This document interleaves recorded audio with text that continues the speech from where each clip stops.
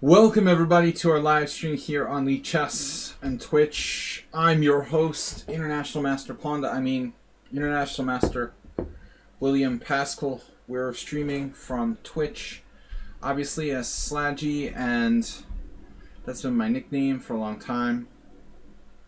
And we're playing on lichess.org, as always. Favorite site for chess. Welcome, Astrobait, what's up? We've got your game in the list. Actually, you're number 5. If you count my submission, which was one of Ponda's games that he played earlier this week, Ponda has actually taken to playing with some very reasonable success. I called it Astrobait style. I should change it. Astrobait style Ponda. Ponda's game is submitted. Alright, Astrobait style Ponda versus NN. This is our first game for today. We've got Astrobait, Tezek, Mr. Bytes, aka Yabades, Ripun, Real Astrobait, Delver, Druvgol, Mule Skinner, and Nils. I think I forgot someone. Actually, it's Sumaher, not Druvgol. I'm not sure Druvgol is a subscriber, but definitely that's from Sumaher, not Druvgol. All right, welcome everybody to the stream. Astrobait, we're starting a couple minutes late. We're really late tonight.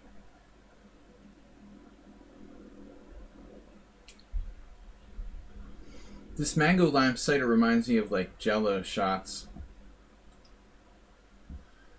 Let me see. Nils, where am I on the list? Let's see. How do you feel about last? I've got 7, 8, 9. You're 9. 9 out of 9 right now. I'm not sure, The problem, Nils, is that you and Mule Skinner send me studies where I can't copy it and put it into my study. The settings for your studies don't allow me to put your games into my study. Move 11 has the same problem, actually. Move 11, you didn't submit a game. He can't find a single setting that works. So, whatever the secret is, that's why you're last. I put those guys that are trolling me with those games I can't put in the study. I need a massage. But you know a good massagist? How to become first? Well, looking at the bit donations this week, probably a 500 donation would take it down. For first place. Maybe few gift subs. I always put Nils last now. He was really last. He and Mule Skinner are submitting non-compatible games that won't go in the database. So that means I have to do extra work, like going to their studies. Dodgy Tactics. Great news, I just broke 2230. Dodgy Tactics, for those of you who don't know, is Yabadis' new account. The artist formerly known as Spectacular Camel is now back as Dodgy Tactics on Twitch. Thanks, Move 11. Good to see you. Thanks for coming. Move 11 replying to Move 11 hype target. Oh, Move 11 did a hype target. Nice. Yeah, we haven't seen a hype train, as you mentioned, in quite a while. TKX, thanks for being a subscriber. These are the following games we've got. Tezek, Mr. Bytes, Ripun, Astrobait, Delver, Sumaher, Mule Skinner, and Nils. Should you submit a game to Yabadis? You can submit the game either to Yabadis or to me. Move 11. And you'll go into the list of people who submits incompatible games.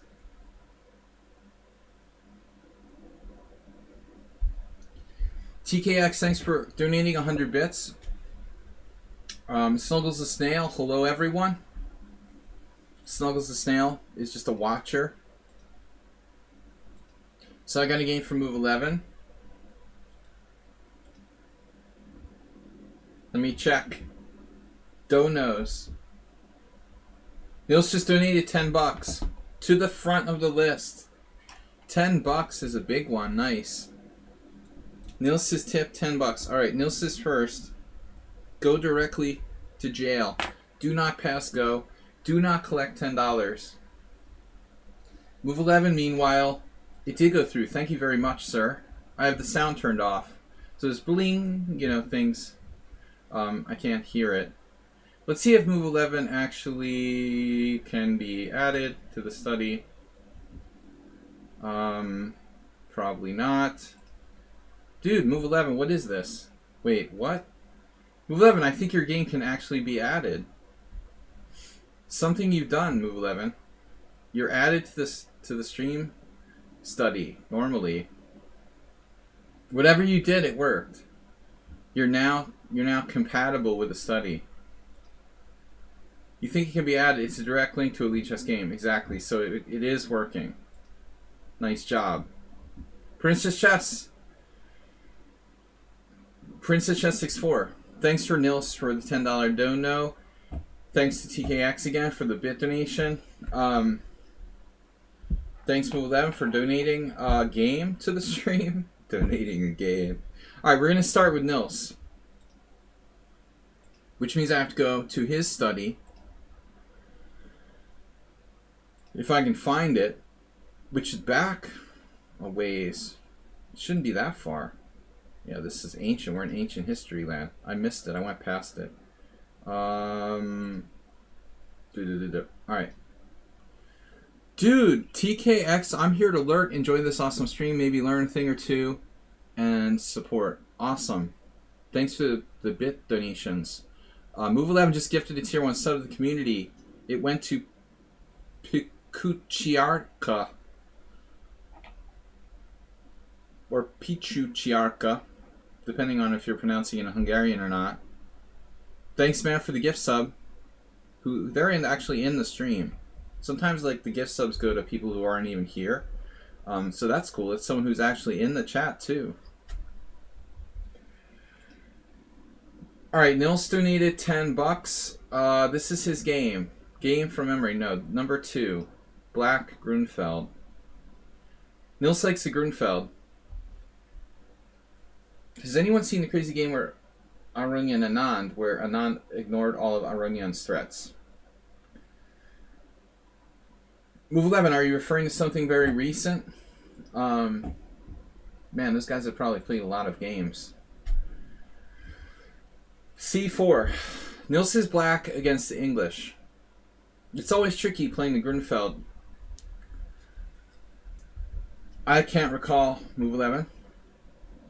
It's always tricky playing black against the Grunfeld, against knight f3 or c4.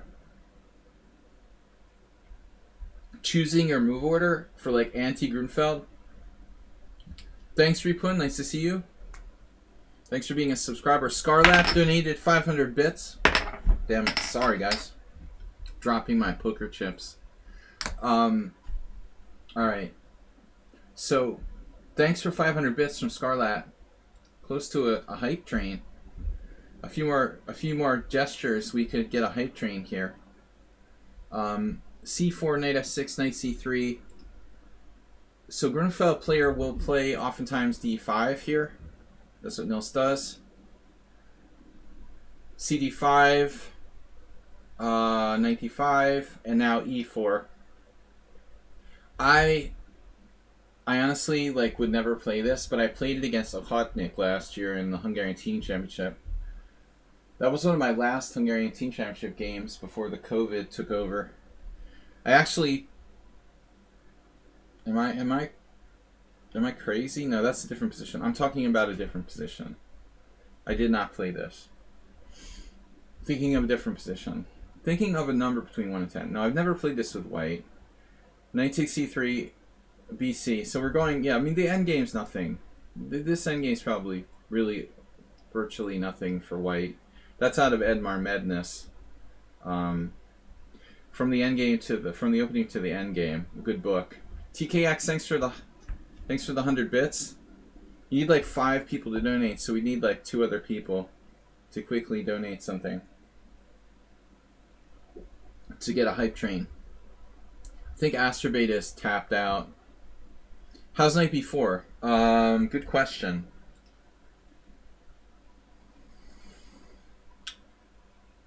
Night before knight f3. You know, it's similar to the symmetrical English lines.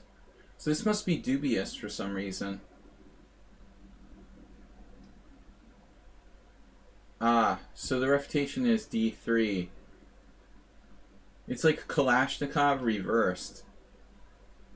I don't know, is it bad? Mr. Coffee! Welcome, Dr. Tripp.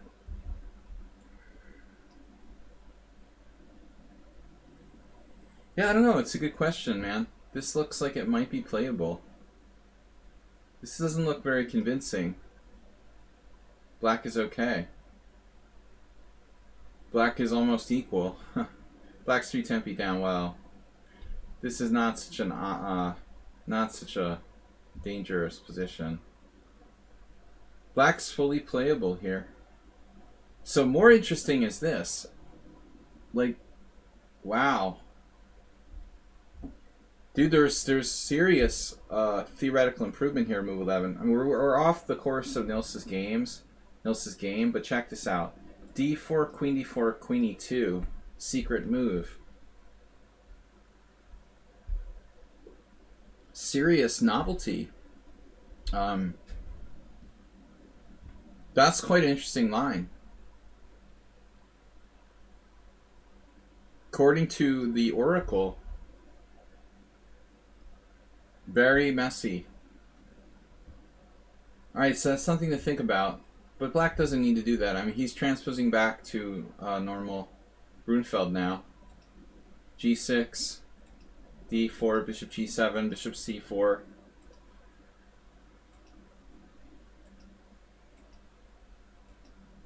Chess Falcon, welcome.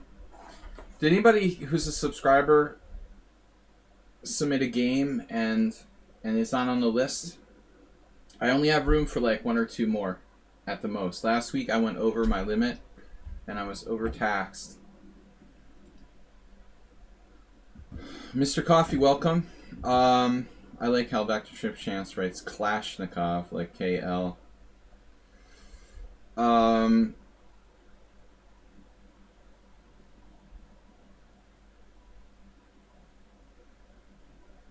Mainline Grunfeld. Sevilla variation, right? Well, that's particularly like bishop e3, bishop g4. So Nils plays this line that I played on the stream. Objectively, like black's best move is bishop g4. The Sevilla. After f3. Knight a5. Kasparov-Karpov. 1988 or whatever. Bishop takes f7 check or other stuff. Instead, Nils played queen c7, which is the old line that I used to play when I was a beginner. We had a couple games on the stream with this, but it's never really had like a good enough reputation for black.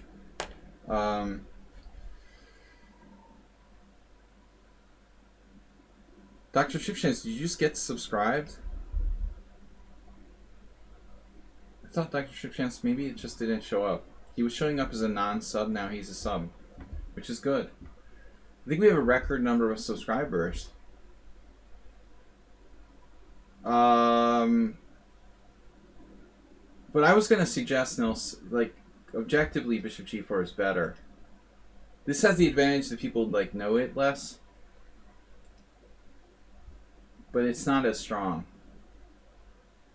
The other move they play now is like bishop d7, right? I mean, this became like fashion. Like 10 years ago or less. A little bit. Let's see, the most recent game was 2008. So even bishop d7 is playable. Somebody subbed you. Yeah, I didn't catch that. That's weird. You got gift subbed, but I didn't catch it. I guess you were among the people who Mr. Move 11 subscribed. I guess you were. Weird. Alright, I got messages here. It's September, right? TKX. Chess Falcon. You ought to book after BE3. Come on, man. You're supposed to be like Mr. I memorize a lot of openings. What are you talking about? You like opening theory, I thought. TKX another 100 bits. Well, even if you don't play, I still thought you would remember this. It's like the main line of the Grunfeld. Anyways, Queen C7 is playable. He plays Rook C1. You played Rook D8, so you remembered something. And then White played a move I've never seen before. Queen C2. Okay, so the problem with this move that Avar played in 2002 against my former teammate, Dr. Liptai, the 80-year-old energy drinker. I know these guys. The problem with the queen, the queen looks obstructed. Not to mention the fact that he's like piled up, potentially to get attacked on the C file. This is not the right square for the queen. Queen D2 is a move. I faced bishop F4 twice now in my simuls. Cookie Rooks gifted you. It was weird. You weren't showing up as a sub at first, so I was wondering. Yeah, Nils hasn't played chess in a while, so this is his second game back after quite a few years. Bishop F4 is kind of unpleasant. And the other move is what, F4? This is definitely a line as well. Sabo Laszlo, someone named Sabo Laszlo, played that in 1972. I mean, F4 looks risky, like White's making a lot of pawn moves here. So Bishop F4, now the thing is after Bishop F4, the first game where I played against this, I played E5, and, I didn't know the theory, since I haven't studied it since 1987. That's obviously the most obvious move. Yeah, I played this twice now. One game my opponent played this, and I got a reasonable position. But the second game my opponent played this, and I lost really bad. I did not feel happy about Bishop G5. I ended up, playing this move on instinct, but I was, very doubtful of my position. I mean, with a rook on D6, with no knowledge of this position, I was very uncomfortable. This is an extremely unusual move. My first thought was, this has to be bad. But, actually, I think Black's supposed to play Queen D7. And when I looked at it with the engine, it's safer not to weaken your king side by playing E5. So you just keep the status quo. And obviously we're putting a lot of pressure on D4. So, taking is suboptimal. Pushing gives you squares. And the queen actually has, some scope on D7. Do we play off instinct often? Well, in my simuls I play a lot of different openings to keep it fun. So I'm playing something that I never studied since 1987. At some point I looked at this, and I probably even got as far as Queen D7 30 plus years ago, but that was probably the limit of my theoretical knowledge back in 1987. E5 seems like the logical move, but it looks like BG5 is an improvement. Notch Papa played this against me. It's not active enough, I guess. So Bishop g5 is the best move against that. But your opponent played... My bad. Your opponent played queen c2. So this is just a bad move. I mean, it doesn't, I guess, lose anything, but it looks misplaced, and white has no forward plan. What is his freaking plan, you know? To play this? White just doesn't really have a plan. With queen e2, you got the obvious idea of bishop h6. Trading off black's, you know, attempting to trade off black's best piece. Here, there's no plan. Obviously, you're just getting off the file. Now Nils takes on d4. But I think, you know, you have to ask yourself, is this the right idea to take on d4 if you don't have to? The problem is he has bishop f7 check, you know, so you can't do this, this, this, this, this, this, and this. Well, you can't do this because of bishop f7 check. And you lose your queen. So the c file is very dangerous, you know. It seems counterintuitive to play cd. This might actually play into his hands here. So, I mean, I'm not super enthusiastic about this move that Dr. Lichtai played. Knight a5 is obvious because this loses a piece to c4.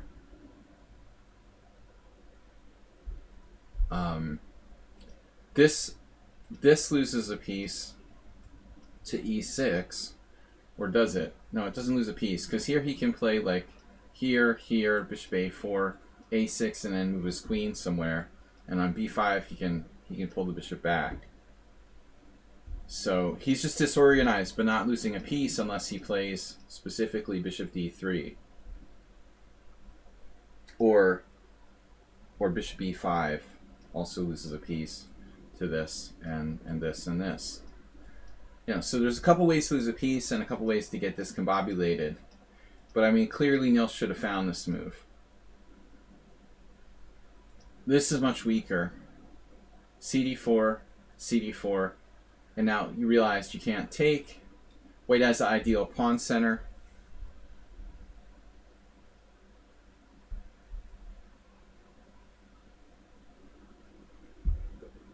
And now, white plays bishop b5. No, sorry, white's move cd4, e6, blocking the threat here.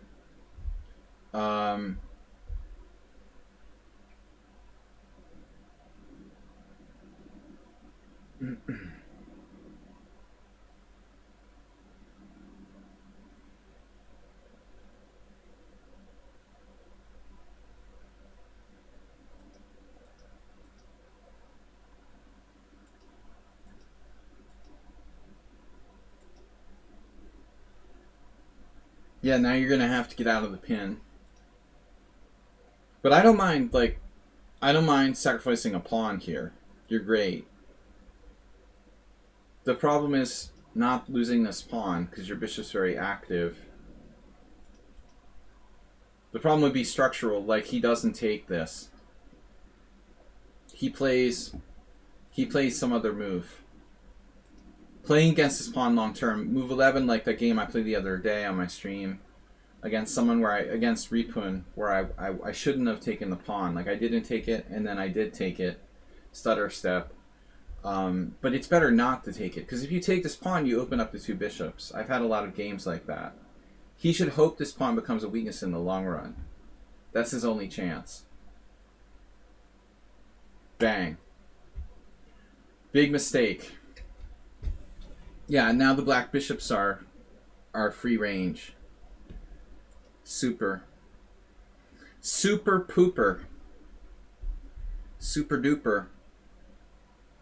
Pooper scooper. Yeah, this is a very strong move. Bishop a6 on the diagonal. Indirectly undermining d4, and then all of black's pieces are free. a2's hanging. You know, I guess he has to play rook e1. Computer says a funny move here, bishop d2. I didn't see this. That's an odd move, like queen e2, queen a6 just happens to protect e2. I wouldn't have found that so easily. Alright. I was thinking just like rook there. Is there something wrong with that move? Black has rook c8. Yes, perhaps.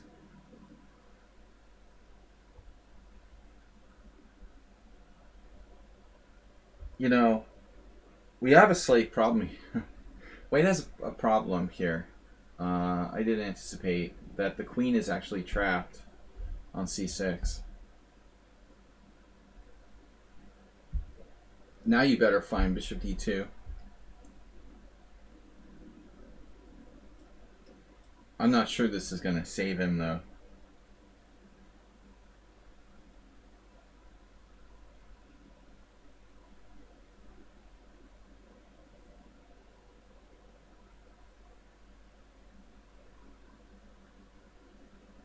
I mean, even here, the white queen still has no squares. It's pretty crazy. So, this was a really bad move. Now he plays queen c2,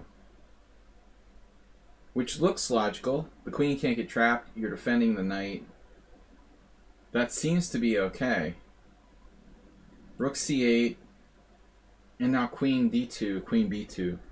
Queen d2 drops a piece. What about queen d1? I guess queen d1 makes sense.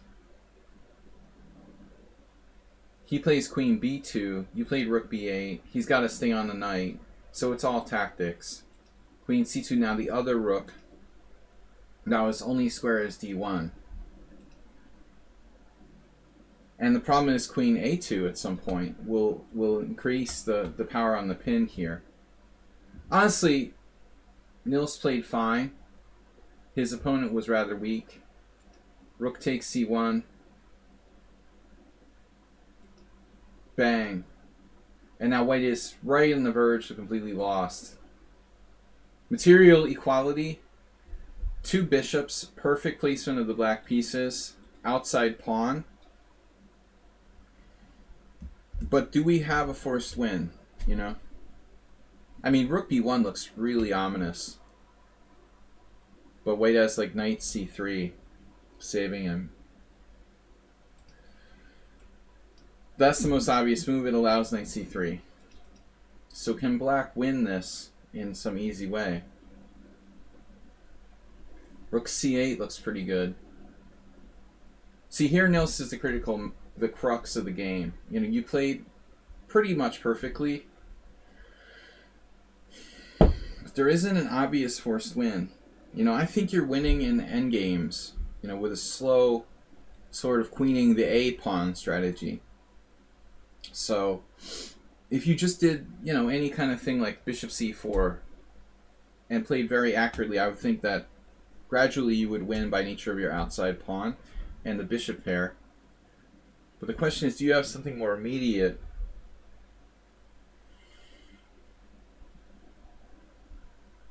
I would have probably played like rook c8, which is only +1.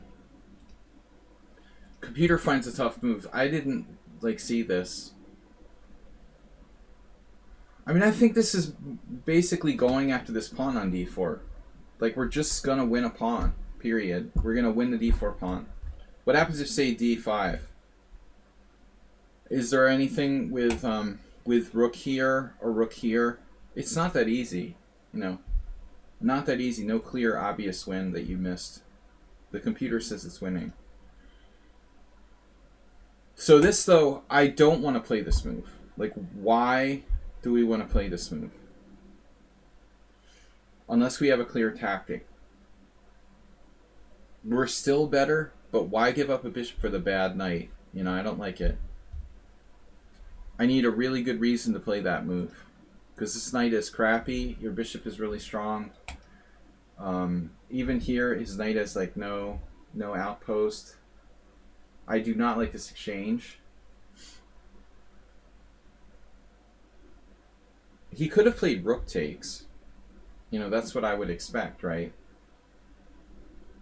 But he goes like queen takes, rook b1, bishop h6, resigns. I mean, is that the end of the game? He has to play rook takes. It's not even a question. This is like forced. Queen takes, rook b1, followed by bishop h6. Game over. Ah, but not game over. Game over, but not game over. It's only game over if rook c2. This is a problem, though. He has rook e1. Nils thought the same thing I did, that it was just game over. Bishop h6. It still is probably game over, actually. This a-pawn is just too strong. But maybe there's a better move. You could have played this, I guess, threatening bishop c3.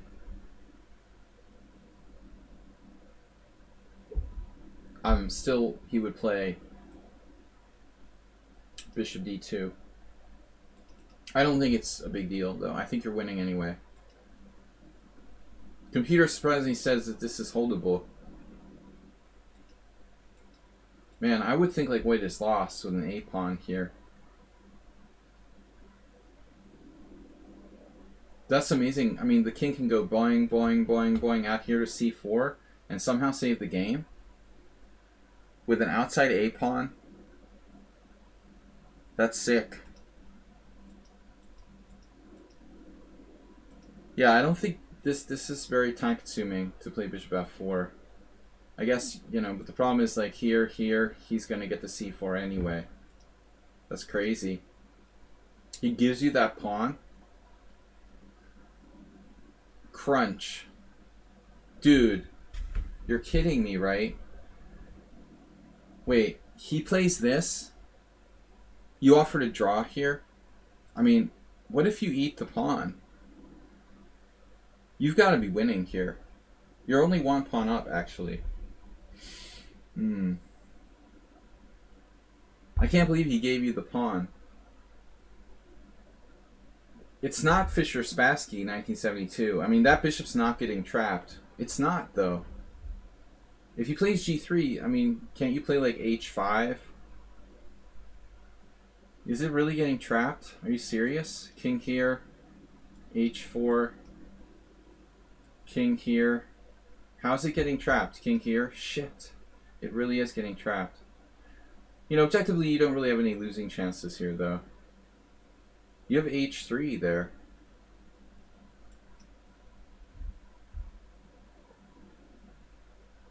You show me how he's trapping your bishop, and I'll give you $5. I'll give you a $5 refund on your $10 donation. I don't see how your bishop's getting trapped. Even if your bishop did get trapped, like, this dude is not winning that position.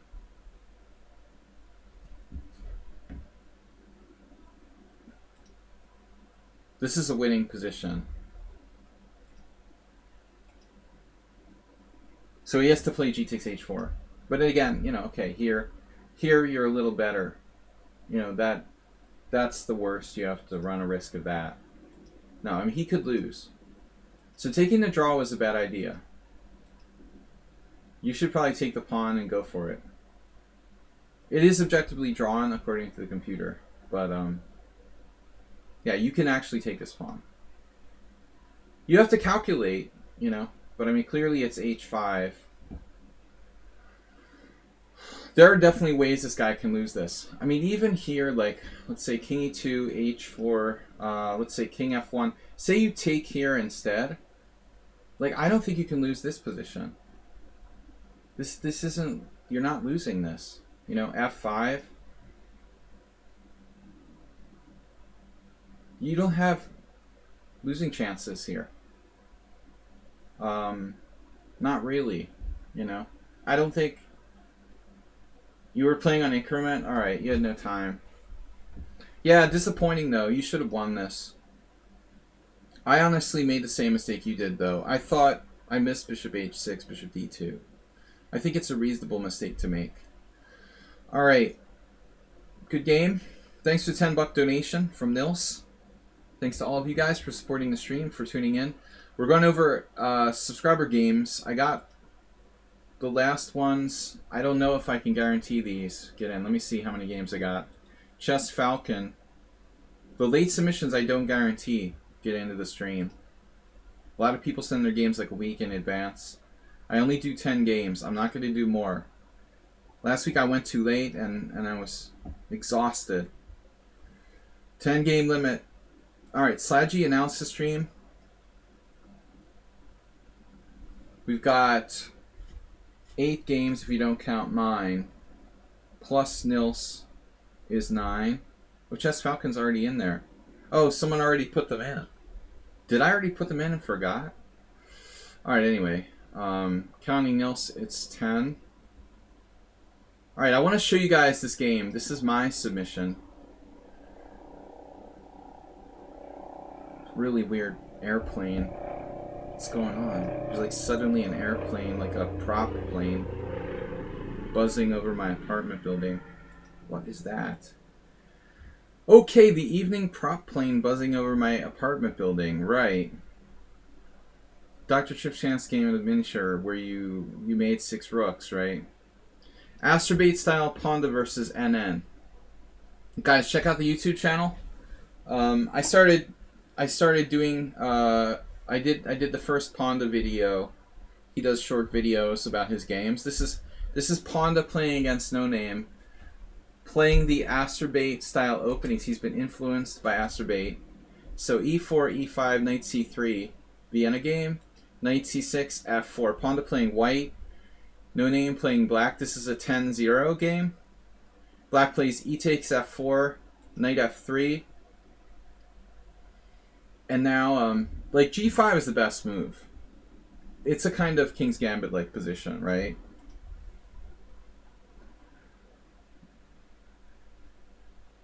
But my opponent played this Cunningham Gambit style move. I mean, how is it? Is the Cunningham Gambit is like this, right? Here, takes, knight f3, bishop e7.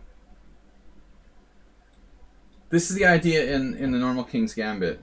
My opponent applied it here, not my opponent, I mean Ponda's opponent, applied it in the Vienna. Astrobate, have you ever had a game with this? So I wanted to show you guys this interesting position that arose. Nils, thank you. But that's a different position. That's a different position. That's the Vienna Gambit. That's with the knight on f6. d5 here is rather not good. Different position. So e takes f4, knight f3, bishop e7, bishop c4, and now my opponent plays bishop h4 check. And then I was surprised, not my opponent again, it's Ponda's game. g3 is the main move that's been played. But Ponda plays a novelty now with king f1. That makes sense to me because g3 looks kind of weakening. But check this out. d6, d4. I don't want to spend too much time on this. I want to focus more on your guys' games. But there's a very interesting combination that comes up in this game that Ponda didn't put in the video. If you want to check out the video on the YouTube channel, Ponda did a video on this game, 7-minute video. It's not very long. But unfortunately in that video, it doesn't get mentioned, this amazing tactic that comes up. Bishop g4, bishop takes f4, knight e7, bishop e3, knight g6, h3, bishop d7, take, maybe queen takes is better, knight takes, queen h5. Ponda played this really well. Knight g6, king g1, castles, rook f1, queen e7, king h2, bishop e8. But I want to get to the position that's amazing. Rook f3. Dr. Tripchance, you can't be serious, right? Who is Ponda, by the way? It's Ponda. He sits on my stream, you know, the Ponda. He's been here for like 4 years. Rook f3, king h8, bishop d3, knight b4, rook hf1, knight takes d3, cd3, a6, knight d5, queen d7. So check this position out, guys.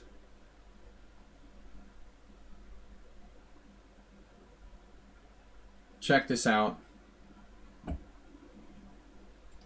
White to play and win in this position. A6 is a very bad move.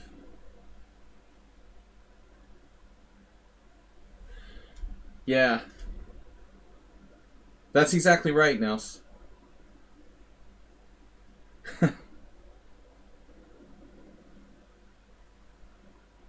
So white to move and win. Pawn played bishop h6, which is not that strong because black can play f6. And here the computer says that white should sack a piece. Knight f6, rook f6, rook f6, pawn f6, rook f6, and white has compensation for the sacrificed piece. Yeah, that was what Ponda tried.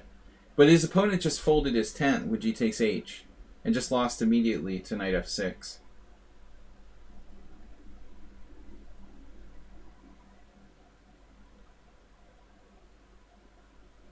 So, unfortunately, I put the line in so people can see it, but it's knight f6, g f6, white to move in this position.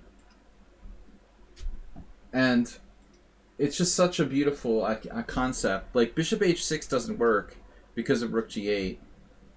And black's going to play rook g7.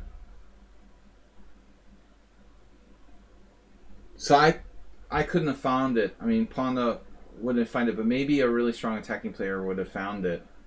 White wins after rook f5. There's no defense here.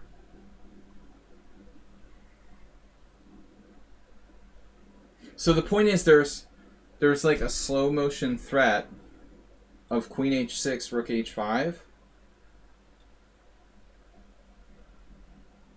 And anytime black tries his only defense, which is basically rook g8, rook g7, the minute that black goes rook g8, you hit him with his tactic. So basically, if black tries rook g8, it's like boom, boom, boom, king g7, bishop h6 check, and then mate. And there's just no way to prevent it. That's just such a cool tactic. I thought I'd share it with you guys. Anyway, alright. It's a chess puzzle. It's a known mating theme, though. We've got Tezek up next with black pieces.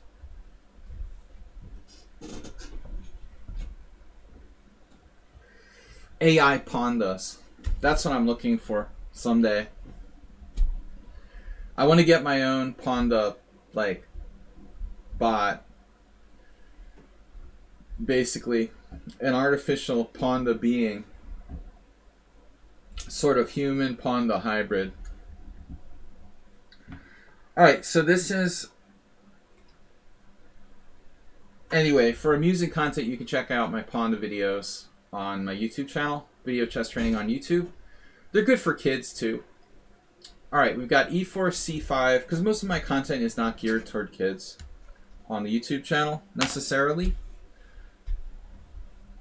But e4, c5, the Ponda stuff will always be kid-friendly.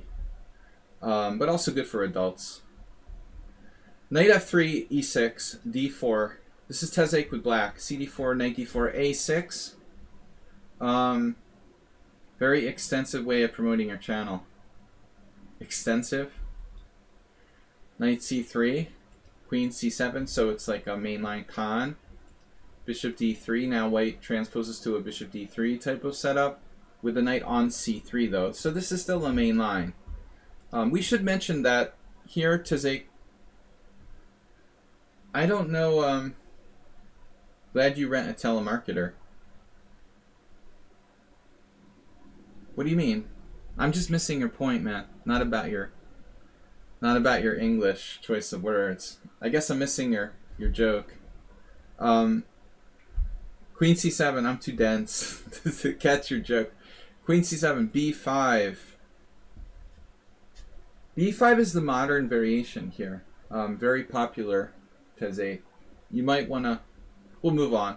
Yeah, it went over my head like that. Nils is trying to troll, but I'm just too dense to even like get insulted. but what he's trying to say. b5 is interesting. That's kind of like modern main line. Queen c7 is old school. Bishop d3, b5, and now, so this is a transposition. I guess you just transposed. You know, it seems to me that actually after b5, bishop d3 is probably main line. But I don't think that queen c7 is. So you're probably in a sideline. See, if you go b5 immediately, then bishop d3, now queen b6 will be the move. See, what you're doing is basically playing an inferior variation. Queen c7 is like ranked 6 out of 7 moves in terms of popularity here. The point is the knight is not defended on d4, so you can kick it out of its powerful position by playing queen b6. All right, queen c7 here, castles, knight f6, and now queen e2 to support e5. The problem here also with queen c7, he's going to get nailed by knight d5. When white plays queen e2, that'll be a major idea. To hit the queen with knight d5 and try to open lines with some sort of sacrifice or like pseudo-sacrifice. I'm no authority on the Con Sicilian though. I don't play this line with white. I don't play this line for either side. Knight f6, bishop e3. So this move, you know, it doesn't do anything. That's my view. It's a like normal looking move that doesn't threaten anything. He's not threatening e5, so you're free to do whatever you want in this position. That's a problem. You've what? A question about your 9-year-old son. He has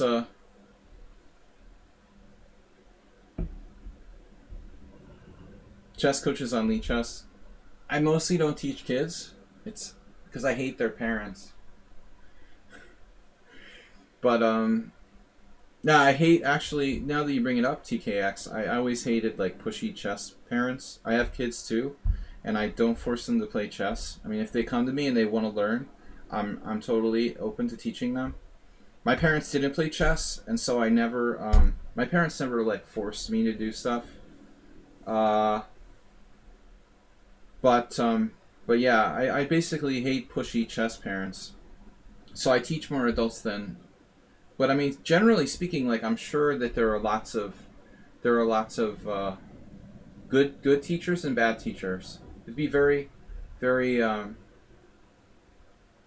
There are lots of people teaching chess or trying to teach chess, you know, and not all of them are good, and not all of them are geared toward teaching kids. I would put a little research into it. I do teach chess, but again, I focus mostly on adults. That's kind of the borderline for me, you know. I don't really work with anybody like under, let's say, 11, 10. Bishop e3, bishop b7. Right now, for example, I'm not the youngest player that I'm teaching is like 13 years old. All right. Bishop b7 is good. You're putting pressure on e4, but on lichess you'll definitely find good chess coaches, but you have to be selective. Lots of people say they're chess coaches and they don't know what they're doing, you know. There are lots of people on, you know, on Twitch who have like 2,000 viewers who are, in my opinion, not really well qualified. So you know, if you want, I can always try to help somebody to find someone. But it's something you should definitely put some thought into. F3. This is a problem.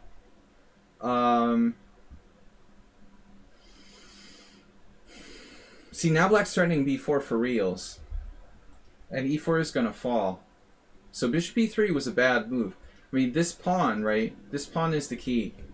Black gets counterplay based on attacking that pawn. That's why this was a good move. He would not only reinforce his pawn, but also threaten stuff like knight d5, be opposite the king, and then give himself a forward plan. White is threatening e5. White is threatening like f4, f5, or e5. Bishop e3 leaves him with nothing like that. His e-pawn is not well supported, not further supported. He doesn't have support for e5. The only thing that would make sense would be like f4 and e5 if he could get time to do it. Bishop e7, now you're threatening b4. So, I think another interesting move here for white, I guess, like theoretically, is queen f3. This is a common idea because the queen goes to g3, attacking the queen on c7 and attacking g7. It's actually quite popular at the moment in a lot of the lines in the Con Sicilian. I've seen a lot of these themes where white plays for this like quiet queen exchange and then has a better endgame. So that looks reasonable, though you couldn't just like randomly do it and drop your e-pawn.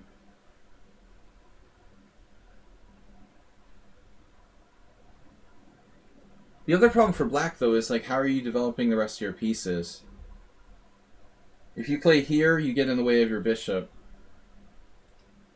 That's always an issue, Probably you're just going to trade it off and then try something like this. Okay, white instead plays f3. So this looks suspicious. You got bishop d6, raking this diagonal. You're almost like winning after bishop d6, it looks like. But maybe you only have a draw. Bishop d6, g3, bishop takes g3 with perpetual check. I mean, what does he play after that?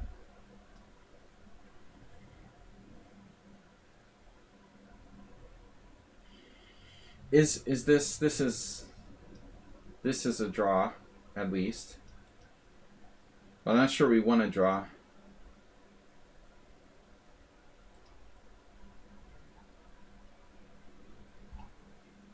Caruana has a game with black back around the time when I played him. It's actually before that. I must have played Fabiano in 2006. Here in Budapest. We had a draw. I was winning, and then I was like lost in one move, and then it was a draw. But funny that no one's tried bishop d6. It's the third best move according to the engine. I mean, this looks really ugly for white.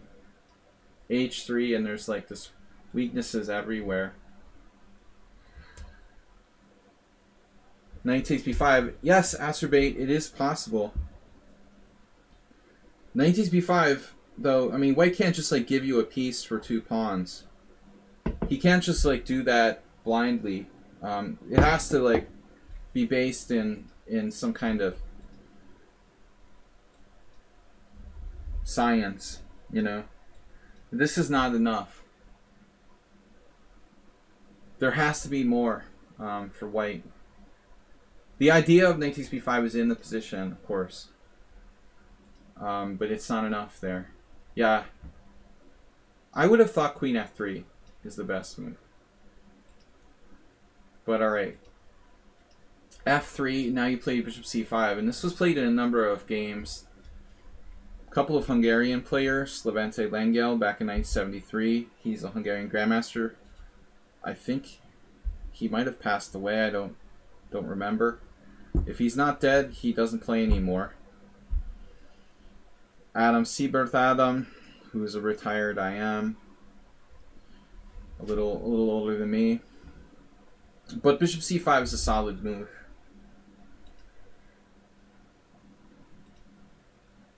Yeah, I mean, these moves are more active than d6. You could play d6. I also wanted to play like d5. This guy. This is actually a recent game. Wow. These are young players, I guess. d5 is really pushing the envelope.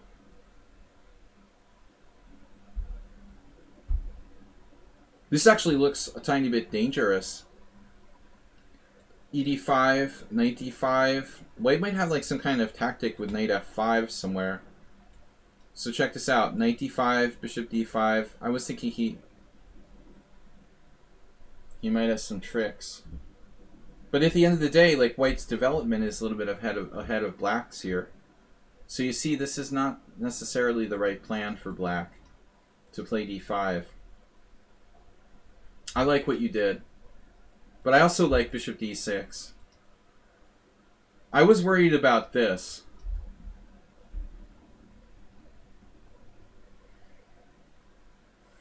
And I wasn't sure what was going on after b4. Like, for example, b4, e5. Does anybody understand what's happening here? Very complicated. Alright. Bishop c5 is good. You're keeping the tension. And I expected you to maybe play like d6 or something.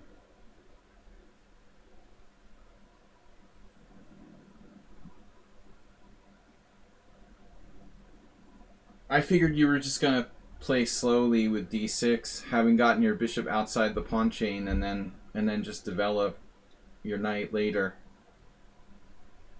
And black seems okay. I would be a little concerned about white having like a4 maybe on the queen side, or some sort of trick. There's also b4.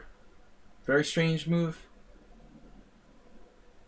With the idea of the tactic, like b4, bishop takes, knight takes b5.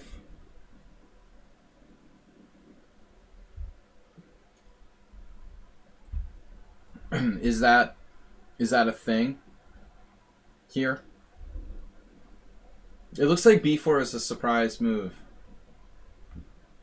You have to very much calculate here. So, because your bishop doesn't have a lot of squares after d6. Interestingly here, someone castled, which looks like a solid choice, getting developed. And that's the older game. Siebert Adam played d5, it looks like. But again, this looks risky to me. You know, I don't know. This looks a little early for black. The king's still in the center. Possible sacrifices here. I feel safer with the Henning's choice, or the other guy. The 1988 game. Castling looks like a solid bet. Knight c6 was played. I mean, this might be okay, though. Doesn't look like white has any tactic or anything.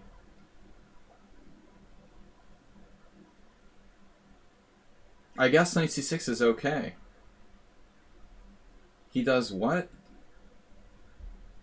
Yeah, I mean, I don't think that works. And you're just up a piece for 2 pawns. He doesn't even have like e5. He has queen c5. Ah.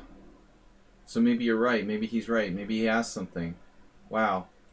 Hold on a minute.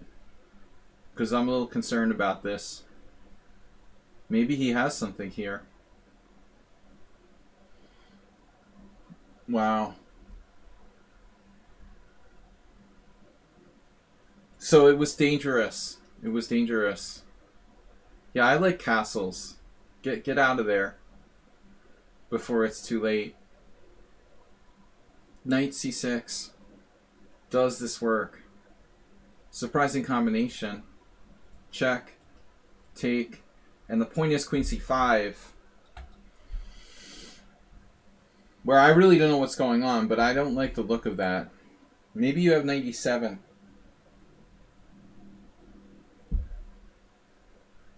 Alright. I'm officially freaked out.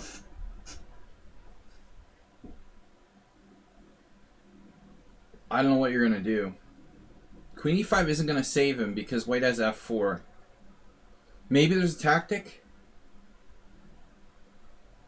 Do you have a really nice tactic here? Because I saw this. This is a problem. So maybe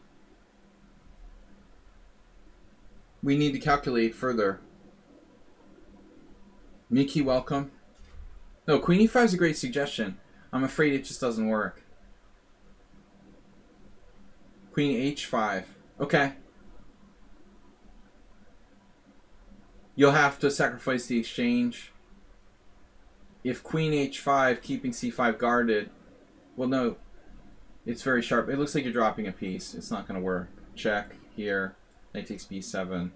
And knight g4, queen over here.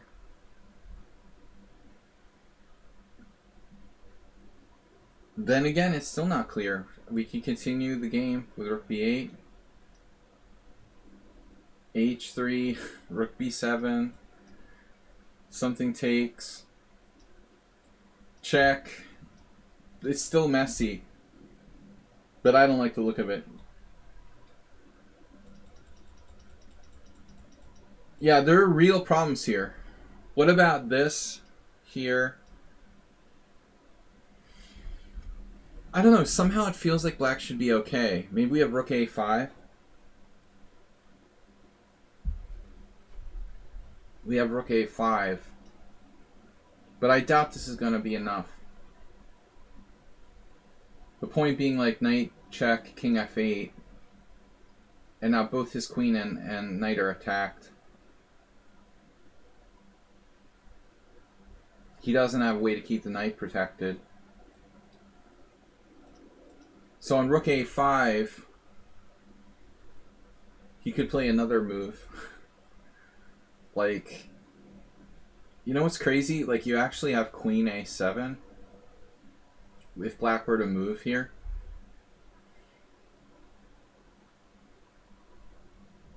Knight d6 check, king f8, bishop b5.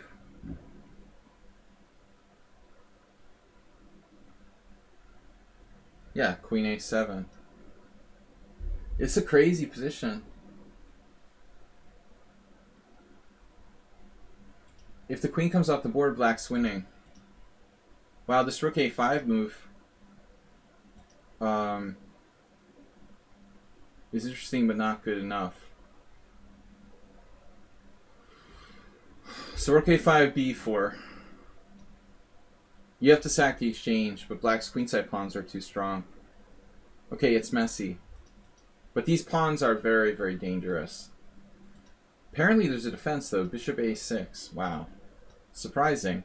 Check, king f8, and white has no follow-up. That's very tough to find. I did not see it, and I don't know if I would have seen it. I'd like to think I would have found it if I had enough time to calculate. So after queen b8, queen c5, you're in there. e5, it just gives you a pawn. This doesn't work. You could objectively even sack your exchange and still be pretty good.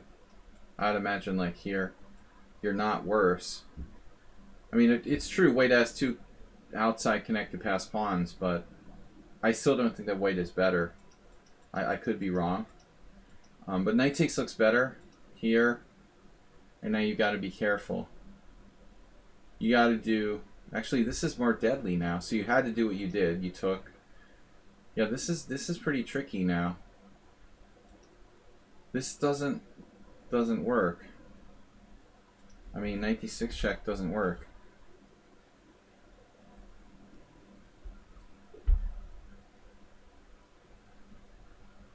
He has to take back, right?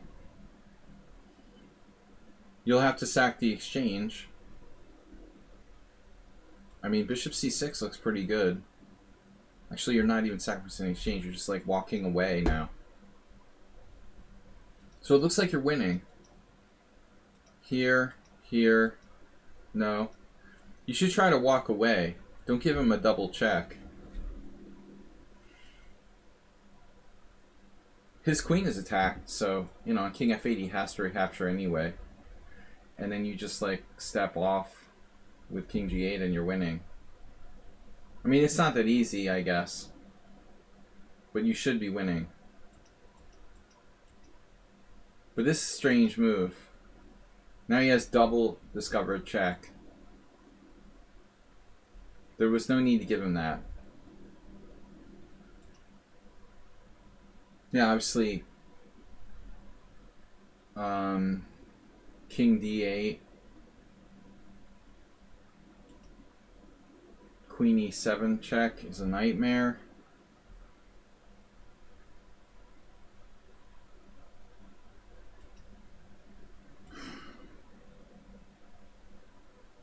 this perpetual. But it's not actually, because you have king c8. So let's say check king c8, knight e7, check king d8.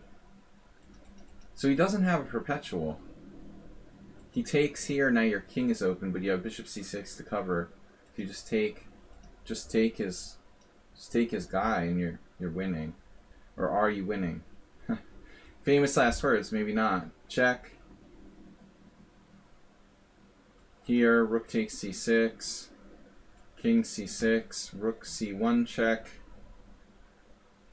Oh man, I don't feel good.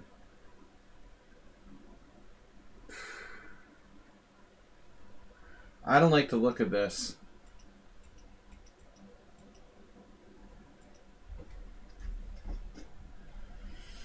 So if you take an f5, you're in a lot of danger. You know, but you might be able to play king b6. You're up 2 pieces here. Check. Bishop c6. No, the problem is he's just sacking. Yeah, he has this.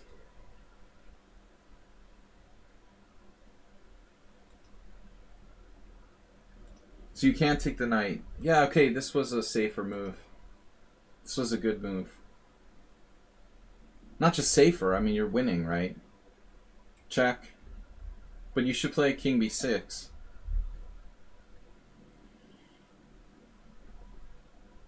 This is game over, isn't it? Now he has to trade queens and he's lost. So that's all you had to do. You know, I'm not sure your move... I guess your move is good too. Okay. Alright, that doesn't matter. I guess this is good too. It didn't matter. Okay. Yeah, I mean, this was the only question. But you're okay. He doesn't have any way out. Yeah. He just doesn't have a way out with his queen. So you're winning. It seems good enough. Okay. Yeah. Yeah, it's just a matter of technique now. I think you should get out of the pin. Yeah, that's not a good move. First things first, you get out of the pin, and if this guy takes, he no longer has 2 connected passed pawns. So what's he going to do? He's going to have to play something... Like, I don't even know what he's going to play. Seriously, one little move like this is all it takes to make a game very complicated.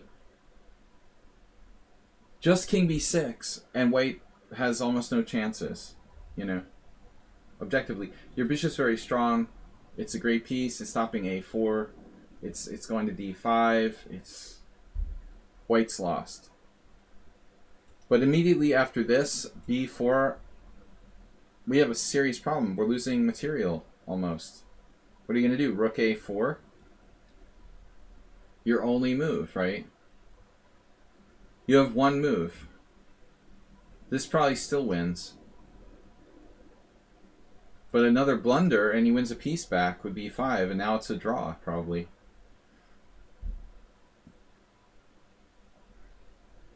Yeah, and this is likely a draw now. You're going to have to just give a whole knight back. Delbert, thanks for the donation.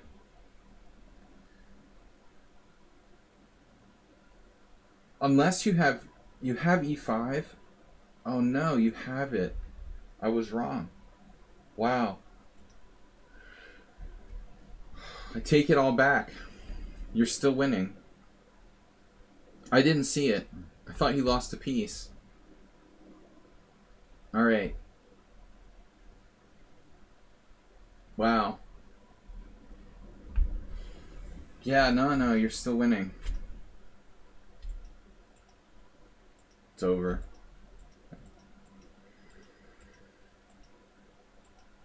Your priority is stop this pawn. I think that should be your first priority in this position. Like, there's no need to go after this pawn on d3. You know, this is the one that can hurt you. The one on a4. So probably that should be your first order of business. To make sure that pawn doesn't go anywhere. The d3 pawn's not a big deal. It's weak anyway. And it's not going anywhere. Get rid of the a pawn.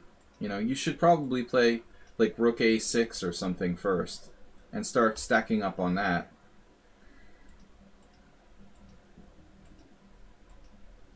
You ignored this pawn a little bit.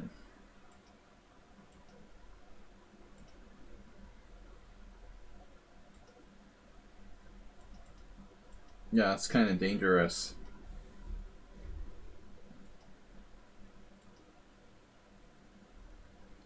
Yeah, it's close now. You're probably still winning.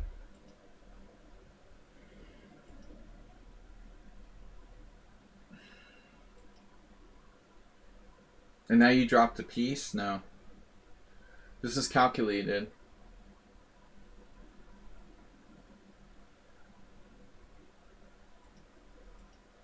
There's mate for black. But where does your knight go?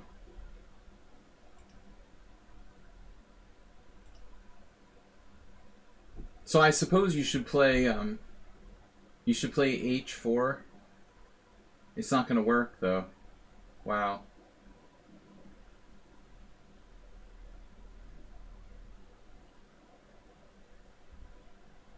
Yeah, I mean king d4, rook d6 check is a problem, but maybe not because of knight d5.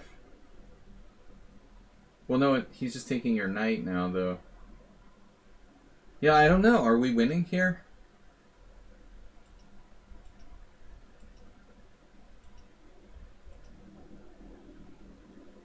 Are we definitely winning here?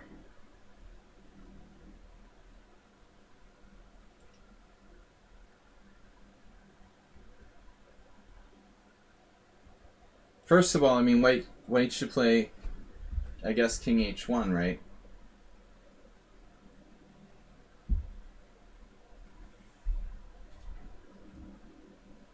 How is black winning?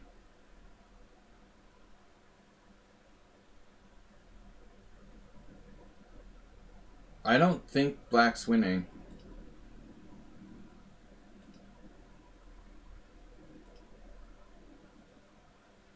But after this move, you could mate him on two sides. That doesn't exactly help his chances. Something like rook, yeah, af2 check. Rook b2, but still king f1. I think you're still not winning.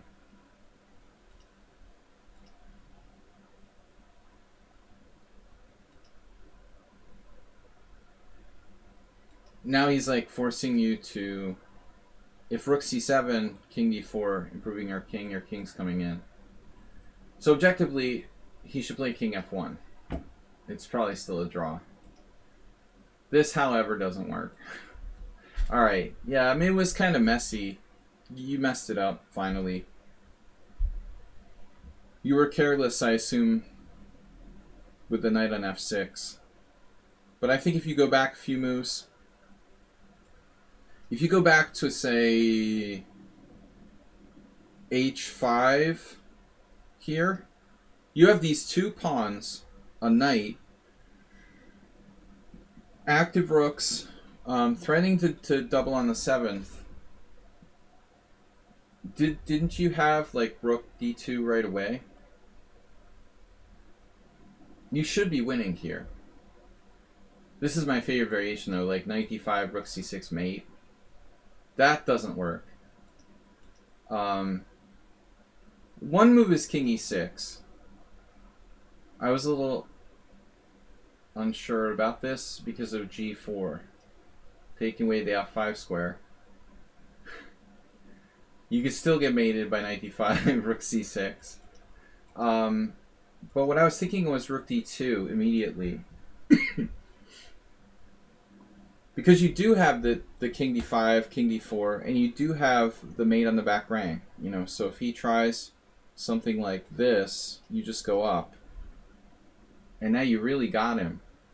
Your knight has this. And you have the back rank mate, and on rook c5, king d4, rook c4, king e3, and you're walking out over here, right?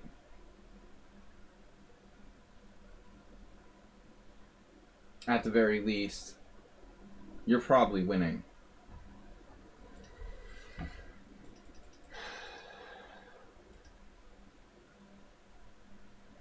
So that's the best move. H5 is bad. That's where you blew it on this move H5. Probably like the worst thing about H5 is that you took away your knight's like only usable square. Where you could go to H5 and F4 maybe. But that's obviously not the main thing, is the time that it took to spend the tempo on H5. You know, you're winning here. But you have to play accurately, you have to take the initiative, and Rook D2 is forced. Alright, that was a long analysis. Game 3. Now we're on to Mr. Bites, aka... What is his new name again? What is Mr. Bites' new name? Dirty Tricks or something? Cheap Tricks? Alright. This is Mr. Bites, aka Yabatis, playing white. B3, E5. Normally he plays the Adiban variation with C4. This time we see the more traditional E3.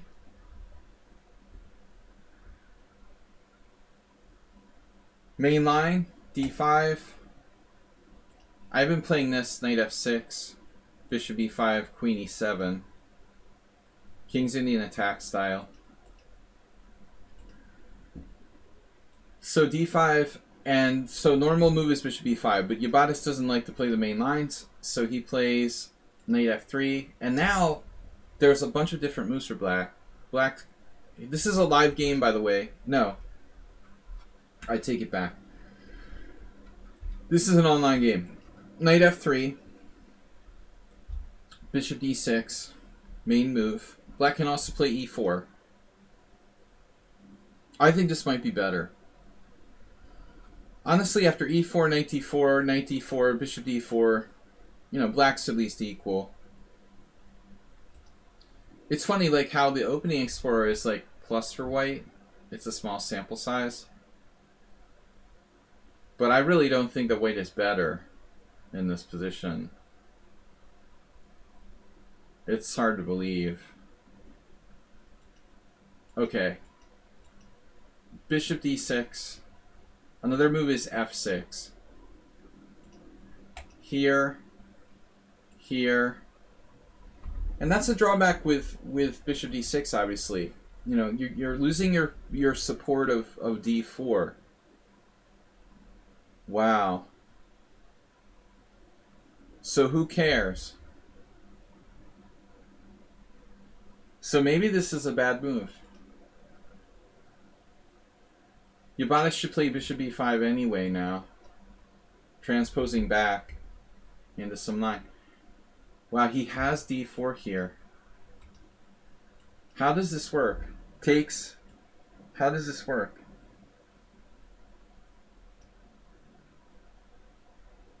Is it Queen F6?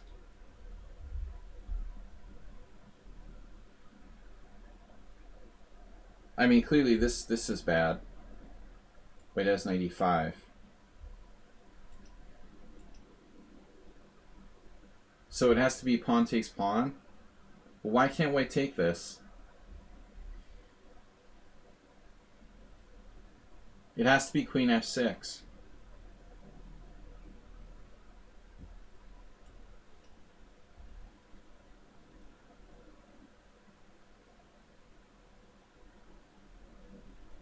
I guess there's no answer to the diagonal here. It's the Scotch. Winning. Virtually winning for Black. Yeah, that's the secret move. That's how D4 works. Wow. So white's just like screwed now. Some 2300 got this position twice. Dude, seriously? Gonzalez, Rodriguez, Jorge? It wasn't enough that he played it once, he played it twice. Okay. You know what? It's the St. George defense with colors reversed, I guess. It's not that bad. So he just plays A3. But I would think like I would stay away from this. c4 move. If you know that it's not good, that's strange to play it.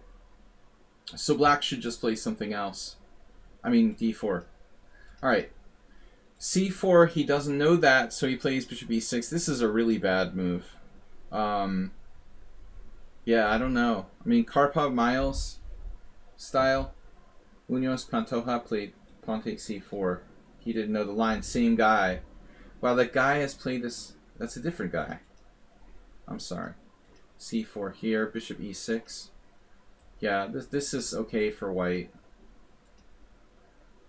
But anyway, it's transposed to a Sicilian. But this is a really, really bad move. Bishop e6. Knights before bishops, right? I mean, at least, I guess, this knight f6 move is better. If you have to. Bishop e6, take, and now the knight is a target. I told you, Baider said he has a choice here. You can also play a good hedgehog after d3. Or maybe a3 first, and then d3. But he decided to play it like this, with the knight out. It blocks the bishop, but the knight is pretty active. You're gaining a tempo. You have, like in the Tezek game, this diagonal. But I think it's completely legit to play like a3, d3, and do a reverse hedgehog. Here, bishop e6, a3, knight f6, queen c2. So that's the idea. Also, you know, c2 square. I mean, c2 queen is guarding the e4 square. I like the hedgehog. I used to play it all the time. It's hard to play against. So now this, and then, you know, this very powerful diagonal here. So I guess black should play something like what we saw in the other game. Maybe trying to set up something opposite the white king. Rook e8 is another move, for example. I mean, of course, there's h6, stopping knight g5. But black plays this lemon. I mean, you've already like played bishop e6, bishop d5, and now bishop g4. Does that seem right, master? That's your third white square bishop move in 10 moves. Somehow, no, wait. I'm sorry. He played bishop e6, bishop d5, bishop e6, and bishop g4. So the guy has played 10 moves, and 4 of the 10 moves are with his white square bishop. Somehow that doesn't seem right. I don't know if it's just me. What do you think?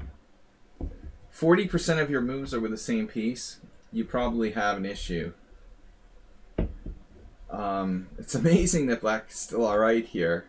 Bishop g4, knight g5, bearing down on h7. So if h6, h4 would be my suggestion, with the classic kind of Sicilian fishing pole, and f3, maybe white even castles queenside. You can hang around. I mean, it's not clear where the white king is going. Keep your options open, honestly. Agnes Karadjuski just subscribed. Thank you, Agnes.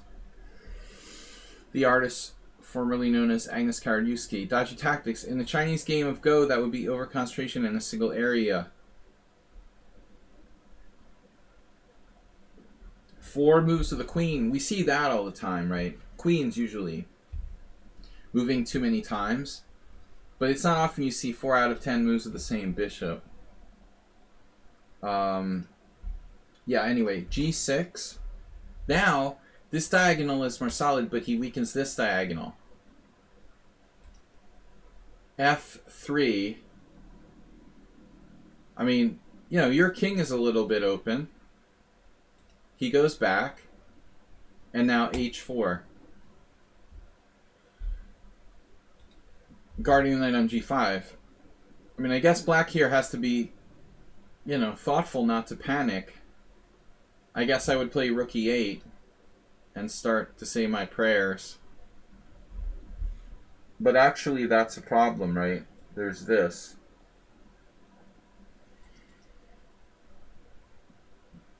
Okay, queen e7. Then you're going to castle queenside, probably. No, this is actually a good move because he's on a3. Okay, so queen e7. Queen e7 prevents you from castling queenside, and it sets up tactics with knight d4. Or at least attempts to. I guess, truthfully, your black isn't threatening that. If he tries to play knight d4, you just take it and then interpose your knight in the middle. Most importantly, though, he would stop you from castling. So you play like h5. I mean, does this work?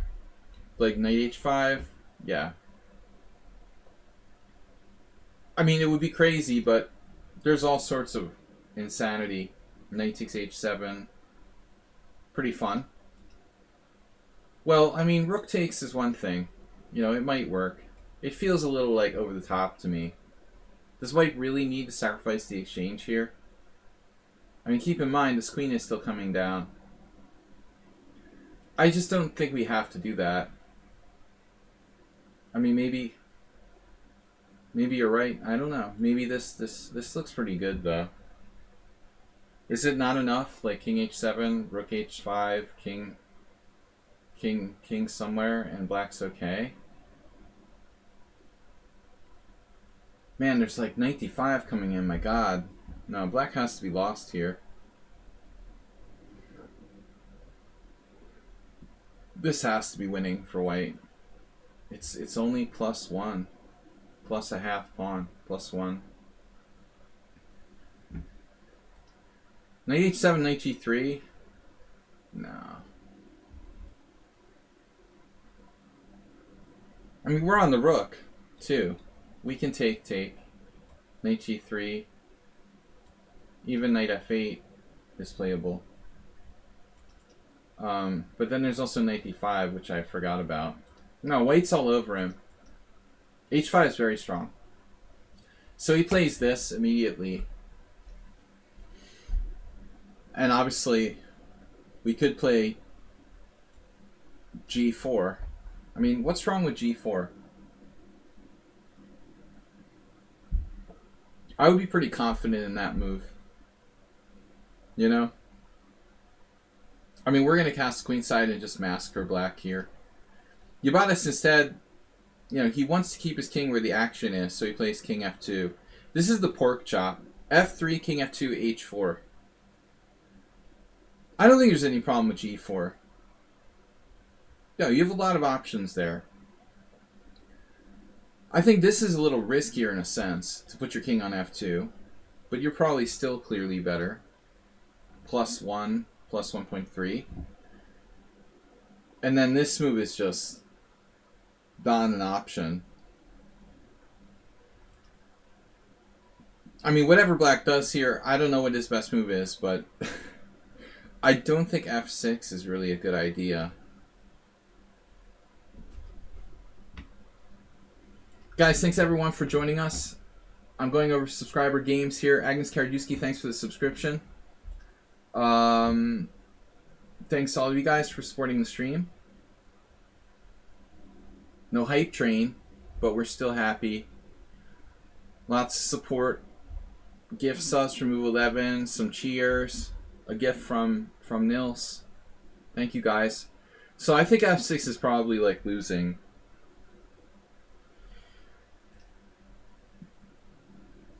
But I don't really envy black. I mean, what is he supposed to play in this position? Maybe he's objectively lost, you know? It's just lost.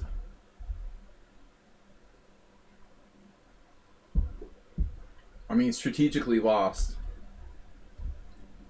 White's coordination is too strong. And the main point is like these diagonals.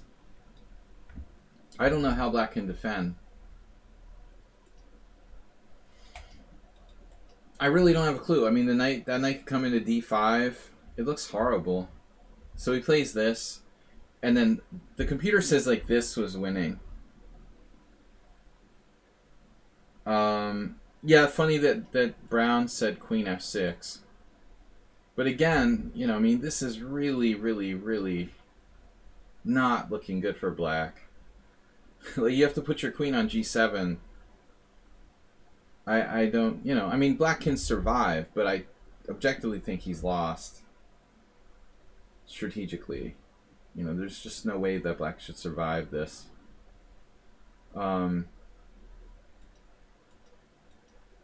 Yeah, I mean, objectively, yeah, maybe f5 is better than f6. I don't know. It at least controls e4. No joke. I mean, maybe that's really a better move than f6. And it stops bishop takes g6.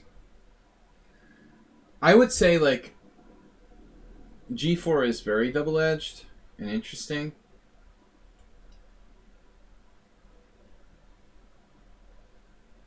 And then, like, pawn takes, bishop takes g6.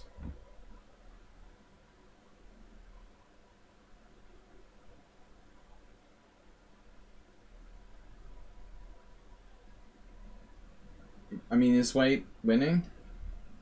It's not so simple, but computer thinks that white is clearly better. +3.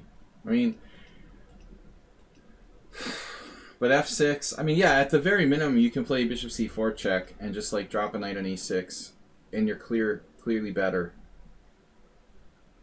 You know, threatening to win a piece with g4. You have a white square bishop. It's horrible.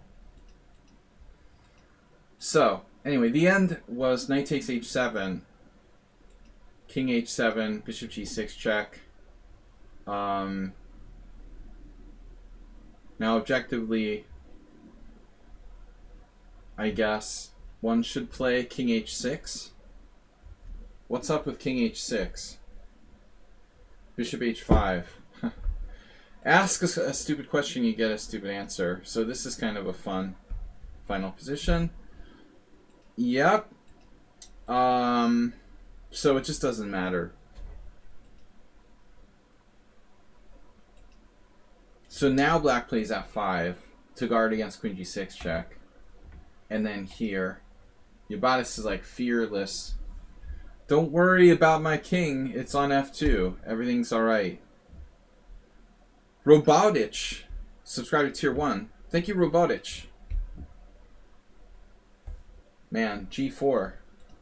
I mean, the point is he wants to get his other rook in the game. And now he really commits suicide. I mean, this is like crazy, right? e4, opening the long diagonal. Pawn takes pawn, and it just totally melted down. I mean, black's position is non-existent now. This was a good, calm move. I mean, black has, like, a lost position, but he could chuck a piece on e5 or something. This is fine. No reason to panic.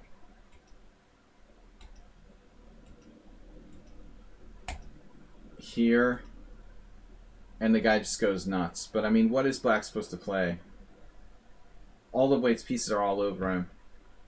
And the white king is safe enough on f2. So he freaks out. Rook f3, knight f3, knight f3, and resigns. But there was a funny mate here. Black resigns. Rook g8 check, king g8, queen g6 check, king f8, and queen f7. Or rook g8 check, king e7, queen h7, king e6, and queen f7. Alright. The entertaining game from Yabatis. Thank you. Ripun submitted his game against me from like months ago. I'm not happy to see this, but we'll do it. This was a blitz game I played against Ripun. Oh, this is, let's see, he was 1,000. He was rated 1,000 back then. Interesting. No, bishop f7 is not mate at the end. Dodgy tactics. Just queen f7 was mate.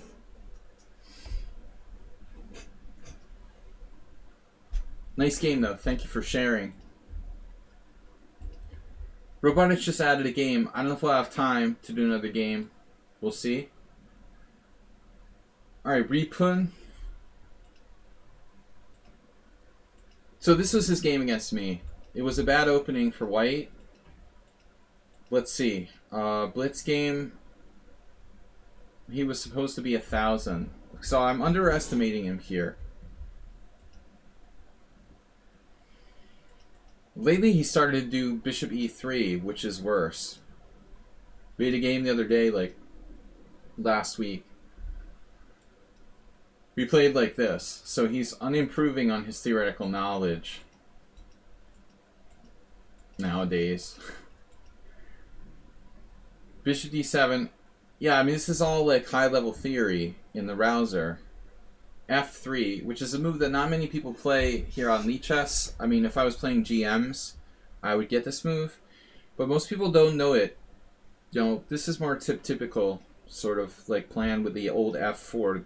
Peter Wells talks about this in his groundbreaking Rouser book.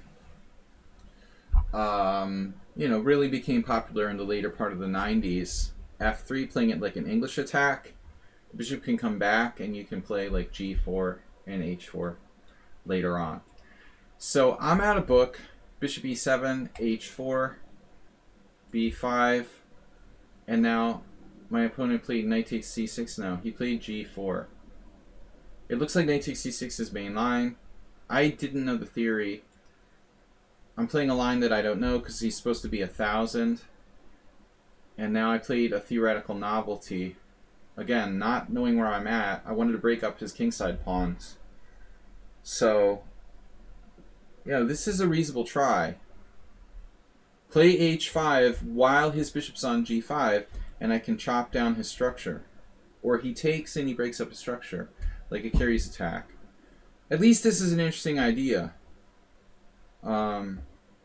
Yeah, a little too good on theory for someone who was supposed to be 1,000. Anyway, I won't speculate on that. He knows more theory than I do at 1,000 rating. But anyways, knight takes c6, bishop takes c6. This knight usually revolves back to d4 in the Rouser. And then he breaks up the structure with g takes h, but he had to do something. So that was well played. Now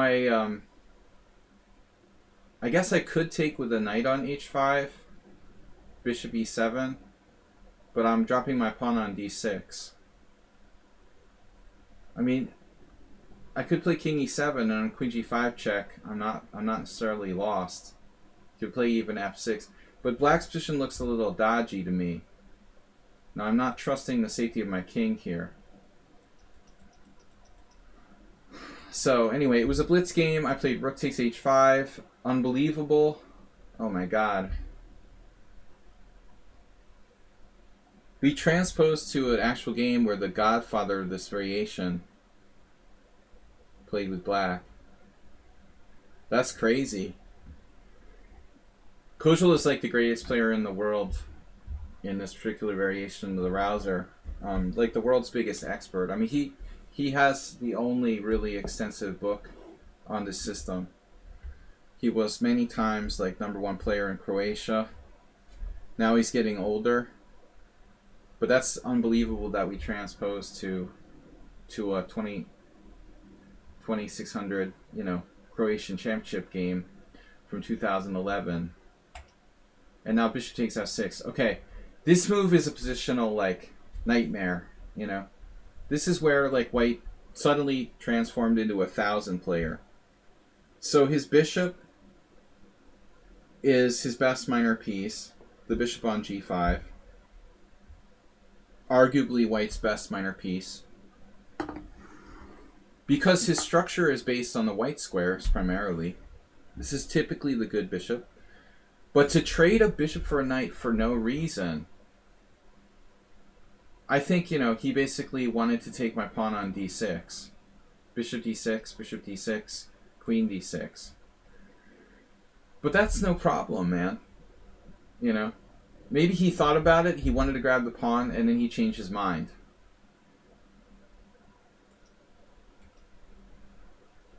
But bishop f6 is a horrible move. So Berkic, who's another top Croatian player, played bishop d3. Just hanging out, you know. I think another good move here, obviously, is king b1. I mean, that looks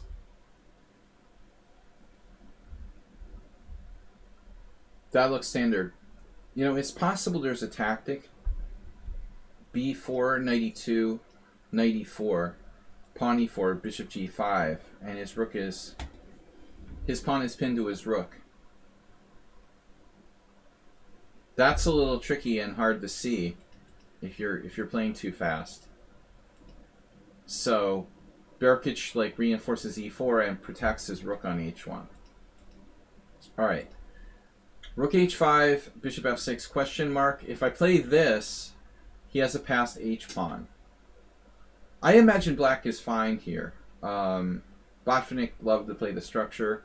I don't think the pawn alone is all that dangerous, and black is probably better. But it's not ideal. So I took with the bishop. He didn't take the pawn. He played king b1.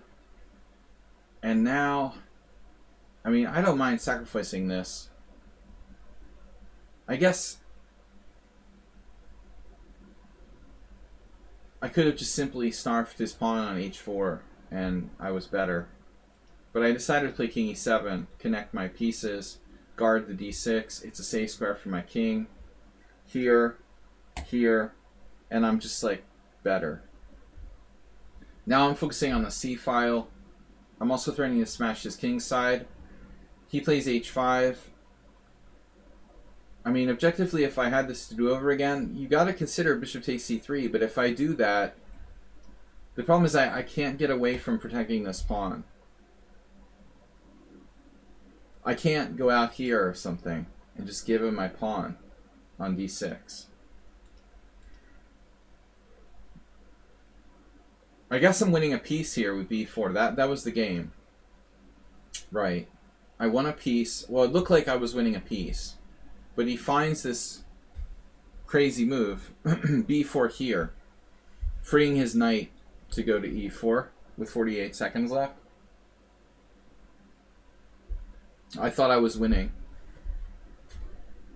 B takes c, pawn takes f6, and now pawn takes f6. Now, obviously, the problem is that he has a passed h-pawn. You know, in some endgames, I could lose. But I was planning on checkmating my opponent. I would imagine white would like normally move the queen here. I guess queen e3, for example, or queen d4. Maybe this is best. I mean, I don't know what's going on here. It looks very unclear. Peter thinks that black is clearly better, but it's not obvious to me. So he plays this, and that's suicide. You know, it's suicide, opening your king on the file here. Bishop d5. White's running out of time. Pass pawn over here, but he's getting mated on the king side. Check. King a1, and now I didn't see it. Bishop f6 is just a blunder from a, you know, an inexperienced player. Of course it's strange. I missed the crushing move, bishop takes a2. It was just devastating. But I thought I was completely winning. I could just do whatever I want. And suddenly I'm not winning after c4.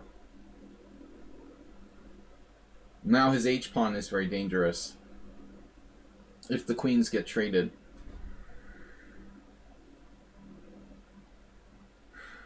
So bishop a2 was just instantly winning. His king will never survive.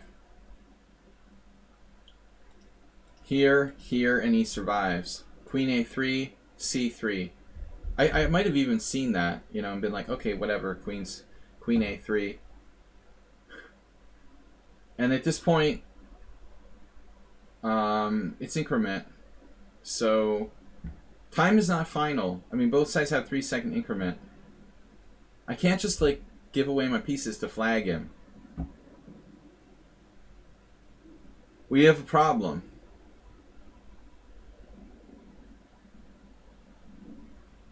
And I can't play this because of queen d6 check. So I guess black is lost now. For a player rated 1,000, that's not bad. Rook c4, bishop c4, bishop c4, and I expected h7, But this dude, like,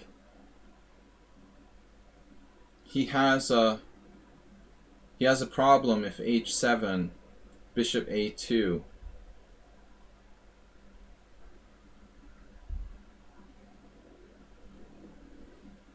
And obviously, Houston has a problem. Queen a2, queen c3. But he has this. Queen d6, queen d6, rook d6, king d6. If you queen, I'm gonna wager that that's probably a draw.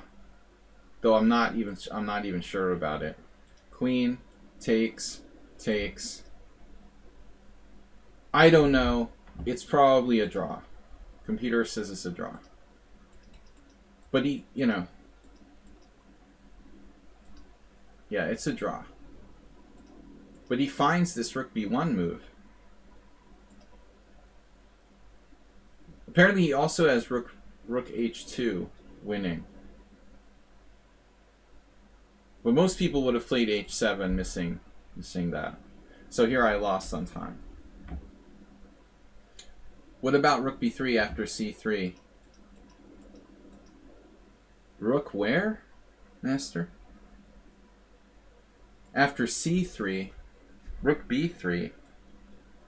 Whoa. Yeah, I don't think I'm threatening anything. It just doesn't threaten anything. Alright, anyway, it was great reliving that wonderful memory. Thanks for that. Astrobate. We've got the Astrobate game up. That's an extremely strong 1000 rated player. Yeah, he's now like 2200 in bullet. But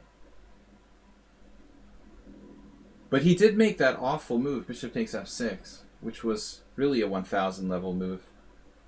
Nothing dubious here. I was a little upset. It's possible there was some opening assistance or something. I don't know. Alright, Astrobate playing white. We've got e4, e5, knight c3. This is my new favorite. Ponda's new favorite opening. Knight f6, f4, e takes f4. It's just like people don't realize they only have one good move here. No, the Ponda gambit was knight c6, f4. That's more like a king's gambit. It's also reminded me of the Schliemann reversed. No, but I mean, d5 is the only move. Like, there is no other move. It's not even like there's another move. You like d5. You like not losing.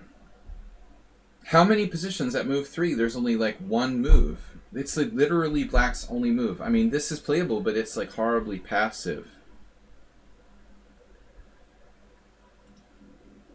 Knight c6 takes. Knight e5 and d4. Game over, man. It's not game over. I mean, you could play this, right? I was looking at this, like knight g6, e5, knight g8. For example, this game with Naj Kalman and Karachain Attila. I don't even know these players are still alive. This is a game from 1993. Black can like play the Aliekin defense, the Brooklyn variation, and be alive. He's not completely lost. But what's interesting is Black literally only has one good move in this position. It's pretty striking. There's no like secondary move. Like this, for example, you would think, oh, maybe that works. How does this work? Pawn takes e5, bishop takes c3, d takes c, and there's a problem because of queen g4, right? Nikola Mitkov, who's a, FIROM GM, who I know from playing Opens in the United States, he actually played this in 1990. He was like the same rating as me. My first FIDE rating, 2330. We're probably around the same age. Knight takes e4, queen g4, and then you've got a problem. You're just lost. I mean, I think it's just lost for Black. So there's no other option. You literally have to play d5. It's not even a question. Yeah, this is where the theory starts. The real question is after this, Is the computer right that queen f3 is white's best move? This is replaced knight f3 as the main line. This move disturbs me. It disturbs me. It's like how is that possibly white's best move? Like, I guess I think of it like the Latvian, like e4, e5. If you look at the Latvian, knight f3, f5, pawn takes, I'm sorry, knight takes e5. For like the last 100 years, this was considered the main variation of the Latvian.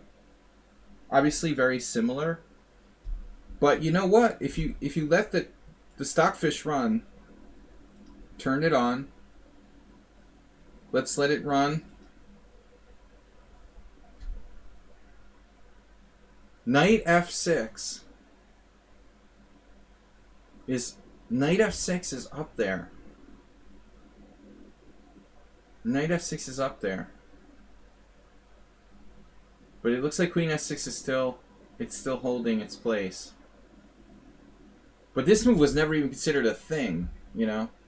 I mean, that was never even considered. I mean, I'm not a Latvian expert, but I didn't think knight f6 was like even a real variation. Chess Falcon maybe knows more about it. But anyway, if you look at older Latvian books, like knight f6 wasn't considered really playable. But I mean, I think it breaks like principles. It breaks principles that this should be white's best move in this position. Something is wrong with the fact that that's white's best move. How is it possible bringing the queen now to the third rank can possibly be the best move? It's very strange. But the engine really is convinced. You know, I'm not sure if AlphaZero would agree. I feel better about bringing my knight out, to be honest with you. Anyway, all right. So the game in question is non-theory, takes e5, and then black plays knight g8. That's the only move. So how bad is this? I had this the other day. Ponda played a game the other day in this. And I was thinking, you know what it is? It's the center. This, and this. This isn't winning, like according to the computer, white's advantage is like 1 pawn or 1.5. But the domination that white has in this position it's huge. It's like you're just coming at him with everything you've got. d4, bishop c4, bishop f4. Man, it's like 10-eyed monster with tentacles. You know, you can't get away from it. I mean, this is very big advantage for white.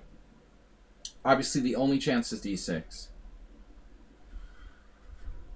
I had a game like this the other day. d6 is a must. d4, pawn takes, I guess, and then like knight takes. Black might be able to survive here. Yeah, this is a mistake apparently. Wow. So this is a lot trickier than I thought. Yeah, I mean, this variation is actually not that bad for black. Just goes to show. It's like the Brooklyn Alekhine. d6.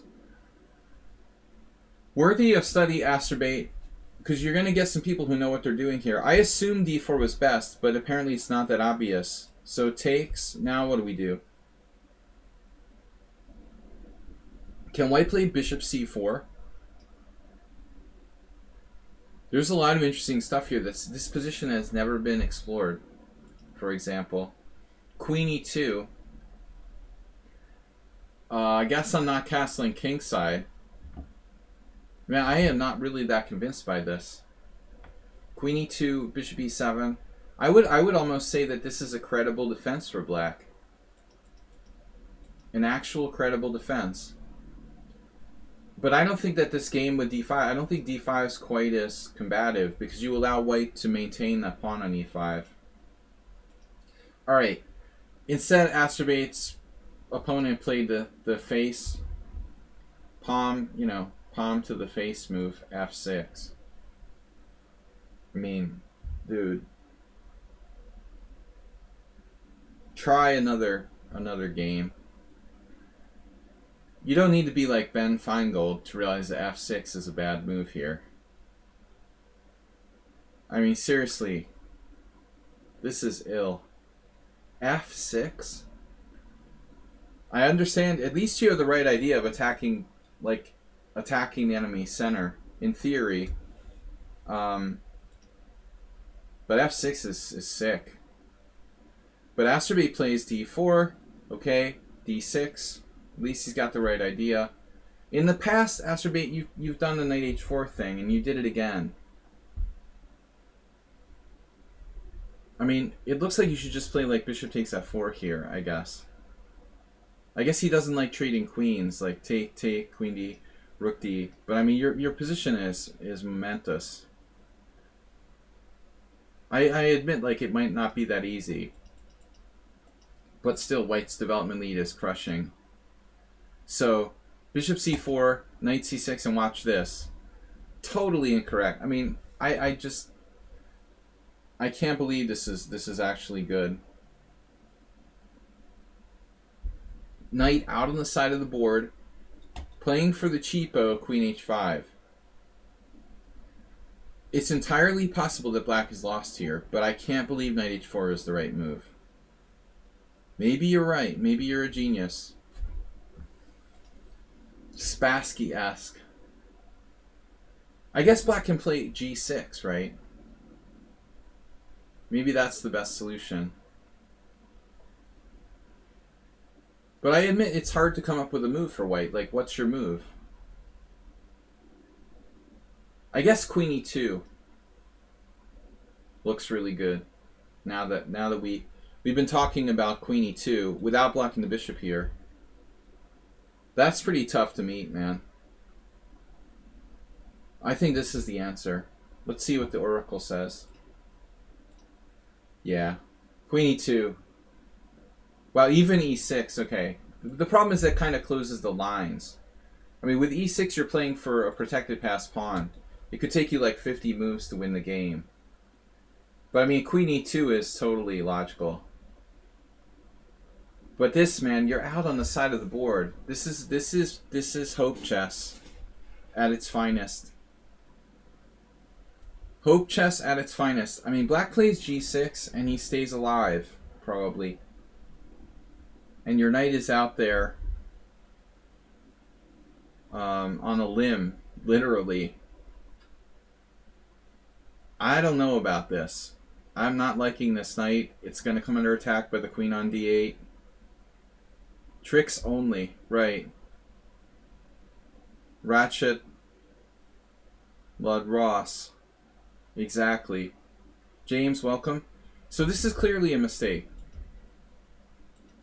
But he walks into it. Now again, I guess he has g6, knight g6, knight f6 here, right? He has knight f6 in this position. He didn't realize.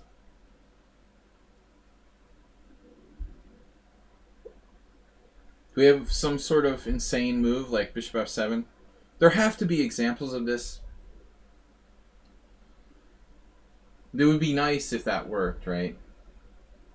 There's no way this works. It's not going to work. But I mean, I bet there are examples where you can compose a position where this actually works. It's just not going to work. What's the oracle say? Oh God, it works. No way. It does work. Holy crap. Bishop f7. King f7, knight e5. King e6, queen f7.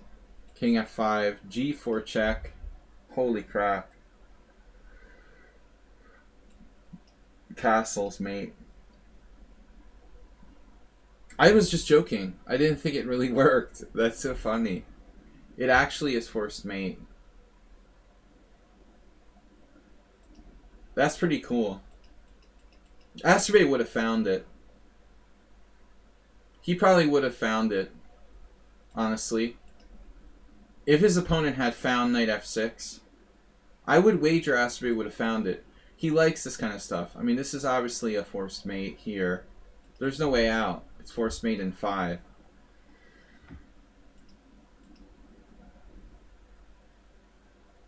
If you take, you're getting mated in short order.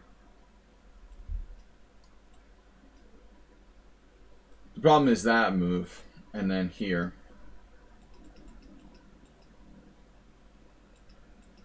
So knight g6, you know, it's difficult to find whatever the best move is for black here.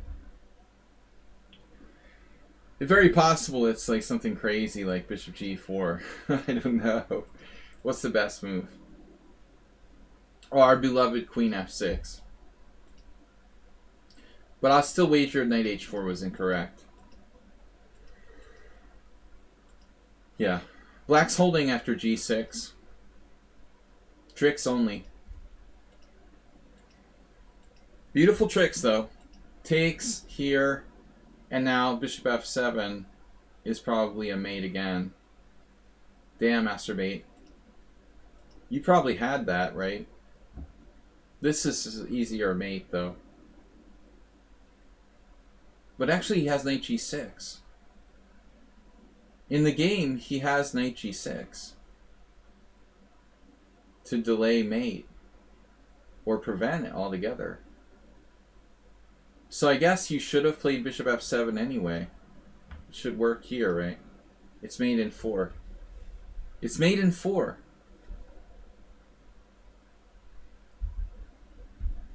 Asterbate, how could you miss it?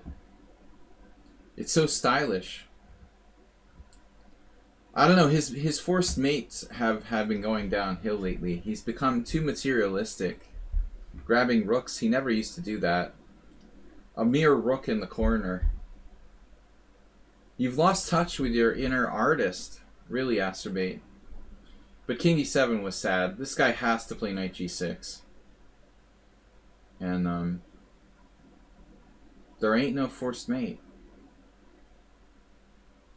What's actually going on here after knight g6? I mean, I assume white's winning. We're taking here in boring land. and then, you know, one of those like queen f6 or something. Knight g6, queen f6, and the beat goes on. Probably. What's the material? Black's just down a piece and a rook. Nothing major.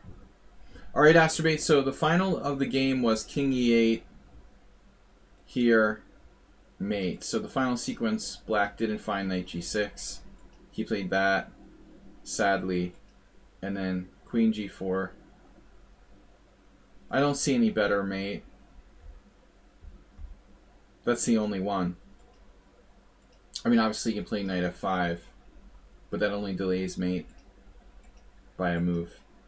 You did find bishop f7 finally. Alright, Delver is up next. Expecting a good game.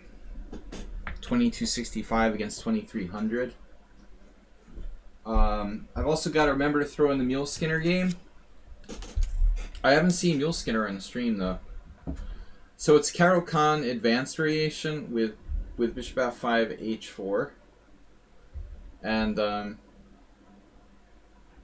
I've been experimenting with a6 for black.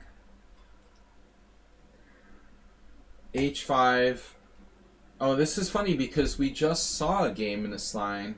We just had a game in our Tuesday tournament where, yes, not yesterday, but Tuesday, there was a nice game where our eventual tournament winner, XL Poker, who's not here tonight, lost only one game in the tournament to Xerox. That was this variation. The same line. Bishop g5, queen b6, bishop d3. But both of these guys didn't play the best line. You like the Panda video? Okay, yeah, no, I want to do more Panda videos. Not just for, like, kids, but it's fun. More Panda videos. Panda repertoire. So, why are people not playing this? Queen takes, knight f3, queen g4. I mean, this is the only way, right? Or this is the best way. No? I'm not really getting it. Am I out of touch, or what's the refutation of this? Well, you don't have to show me your secret analysis. I'm just asking. You don't give away your ideas if you don't want to. I'm just saying, like, this is the thing that I'm concerned about. You may have mentioned it last time. I mean, I would assume, there's something with, like, c4 opening up the position. Now, I don't think he can trap the queen, but he gets this. This is what happened to. By the way, this is what happened to XL Poker. It was some position where, like, White's queen was on b3, and Black lost because he played b6 instead of b5. Literally, the engine was like, if you play b6, you're lost, or no, you're okay if you play b6, or no, if you play b5, you're okay, but if you play the safer looking b6, you're lost. It was something like really crazy. Francisco versus David. Richard Francisco lost to David in 2017. No, so David is a theoretical expert. I mean, him playing this variation makes me suspect that it's the best chance for Black. Doesn't mean it's easy, and it's very complicated. I don't think that, even, I don't know, Alpha Zero can be sure what's going on in a position that's as complicated as this. But it still looks quite interesting. I was certainly scared to take the pawn in a similar position. Why am I bugging out with that analysis board there? But obviously not something that's safe, for Black. Bishop d3, bishop d3. This is much safer. Queen d3, and then there was a game with this. That's very dangerous too. So clearly, like, queen a6 is a move. The problem is over here. See, Xerox has this variation. He played this idea against me. I was looking at this position the other day.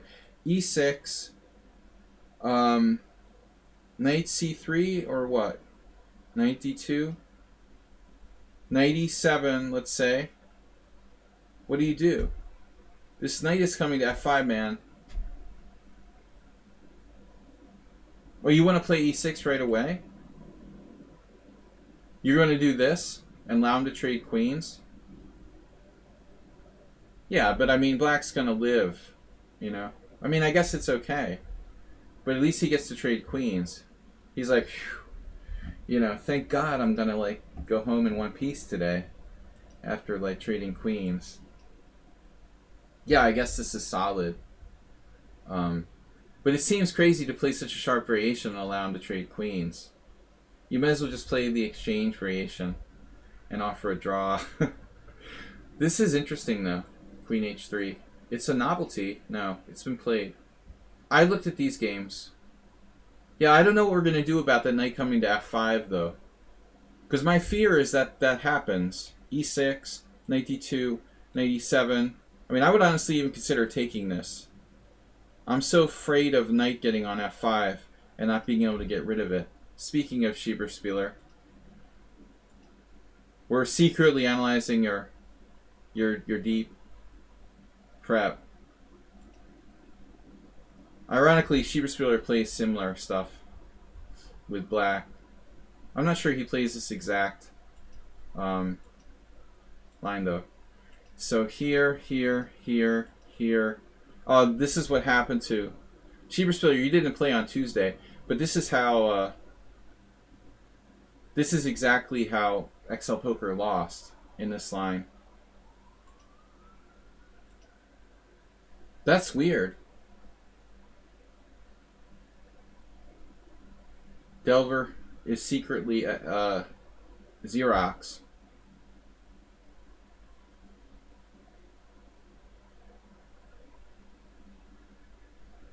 Yeah, I mean, that's what I recommended too, Schieberspieler. That's what my friend David played. E6.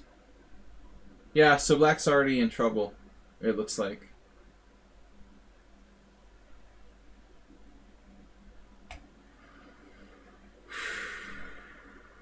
Yeah, it's just too dangerous to take this pawn on b2.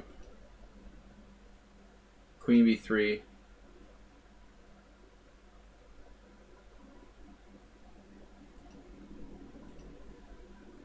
But this position is not the same one they had in their game Tuesday, because in that game, it was slightly different, and he could have saved himself by playing b5. In this position, black's lost in all lines. I don't remember what happened. Something was different.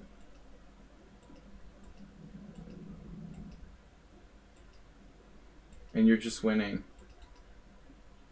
It's a beautiful position, but now the queen is trapped on a1. And that's what happened to XL Poker too. Are we analyzing my game, or did it pop up in the master database? We're analyzing your game.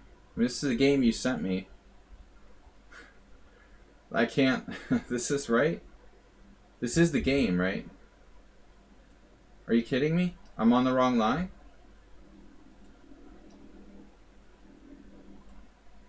We should be analyzing your game. Oh, you're kidding me. Wait, I went down the wrong line? Oh. We went down the right... This is right. F takes e6. Okay, e6. Queen takes here. Yeah, this is right. Knight f3, fe6, castles. But you're winning. And the black queen is trapped. Yeah, but it's over. This is exactly what happened to the guy on Tuesday. Black can't get his pieces out. It's like a Dingley Rand moment. Yeah, I feel like I saw this game already. I guess I did. Man, this is awfully similar to that game. It's amazingly similar.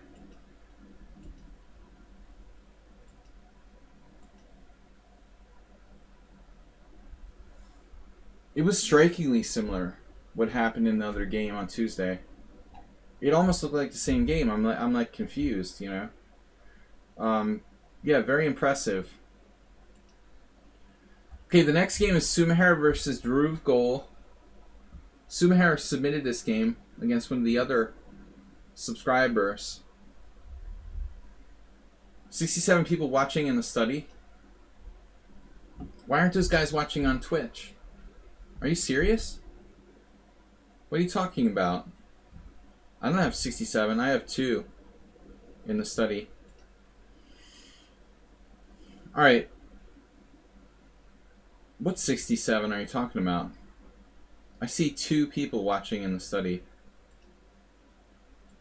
This is Sumaher with white.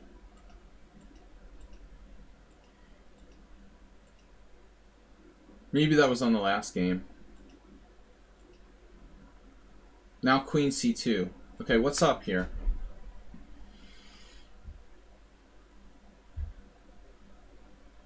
Interesting move order. Very standard position. I never considered playing queen c2 here.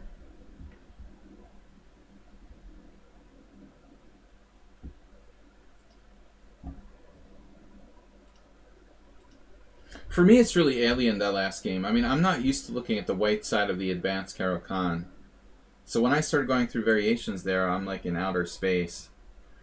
It's very strange. Maybe a little bit with black, but definitely not comfortable seeing those positions from the white side. This is weird. I mean, queen c2 early without knight f3. It's normal in exchange variation if we had exchanged pawns. So that's one thing. You know, could this queen possibly be a problem? I had that problem in a similar position.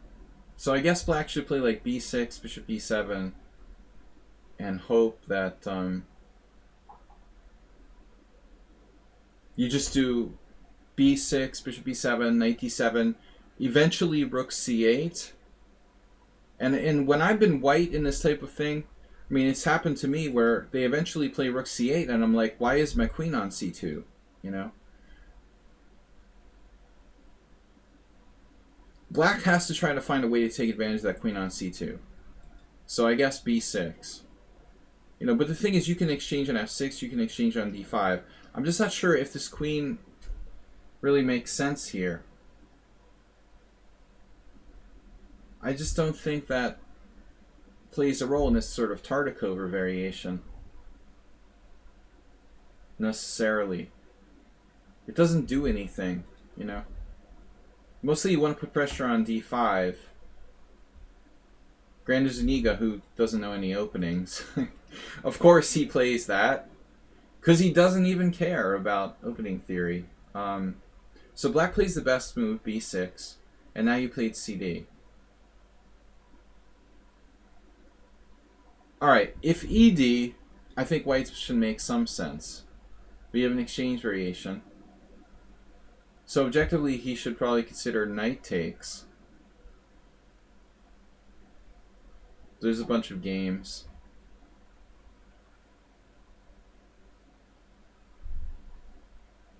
Yeah, I mean, it looks reasonable for both sides. After bishop e7, black could take with the knight, too. Capablanca style.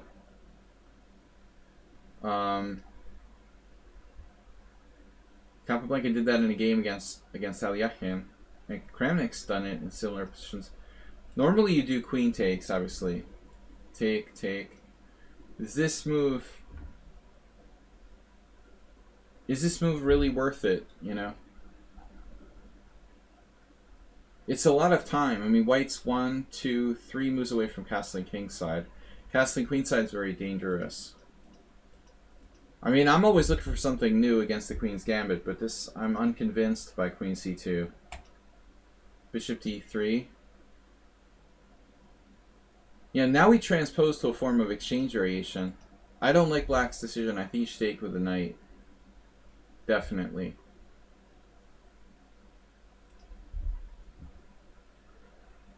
Yeah. As I said, like, even this isn't so bad, probably. But this is like a normal position. What was that? Bishop e7, queen e7. All right. So instead, ed. I mean, this probably transposes some kind of other variation. Makes sense.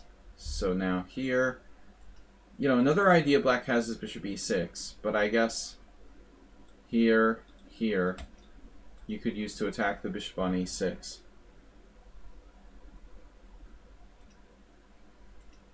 But I think this is normal. I know the bishop on b7 is bad, but it has power through the pawn on d5. So it's still not that bad for black. So you see, like, the number one move here was knight e2. There's a Hare Krishna game.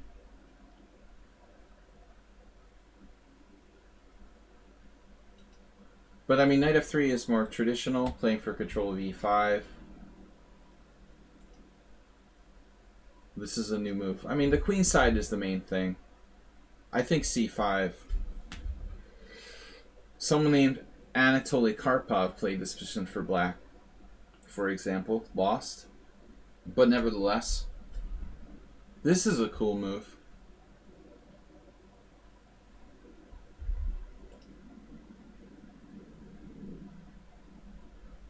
But I think c5's got to be the right idea.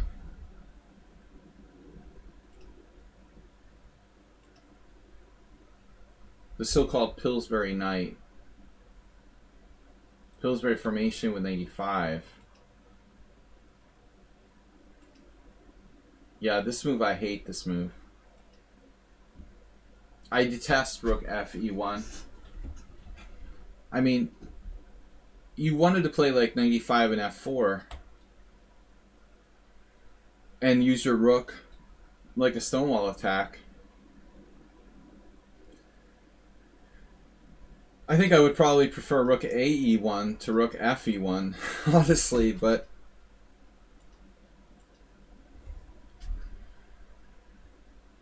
this may be too slow.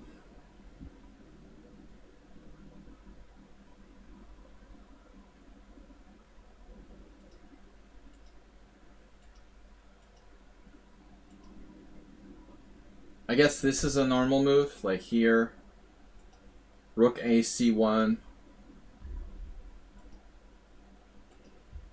I don't know what this does. You know, we're going to play e4 now. If we play e4, we liberate his bishop on b7 and we let him equalize completely. Black now makes the most horrible move ever. Knight f8. As I said earlier, I think he needs to try to take advantage of the queen on c2. So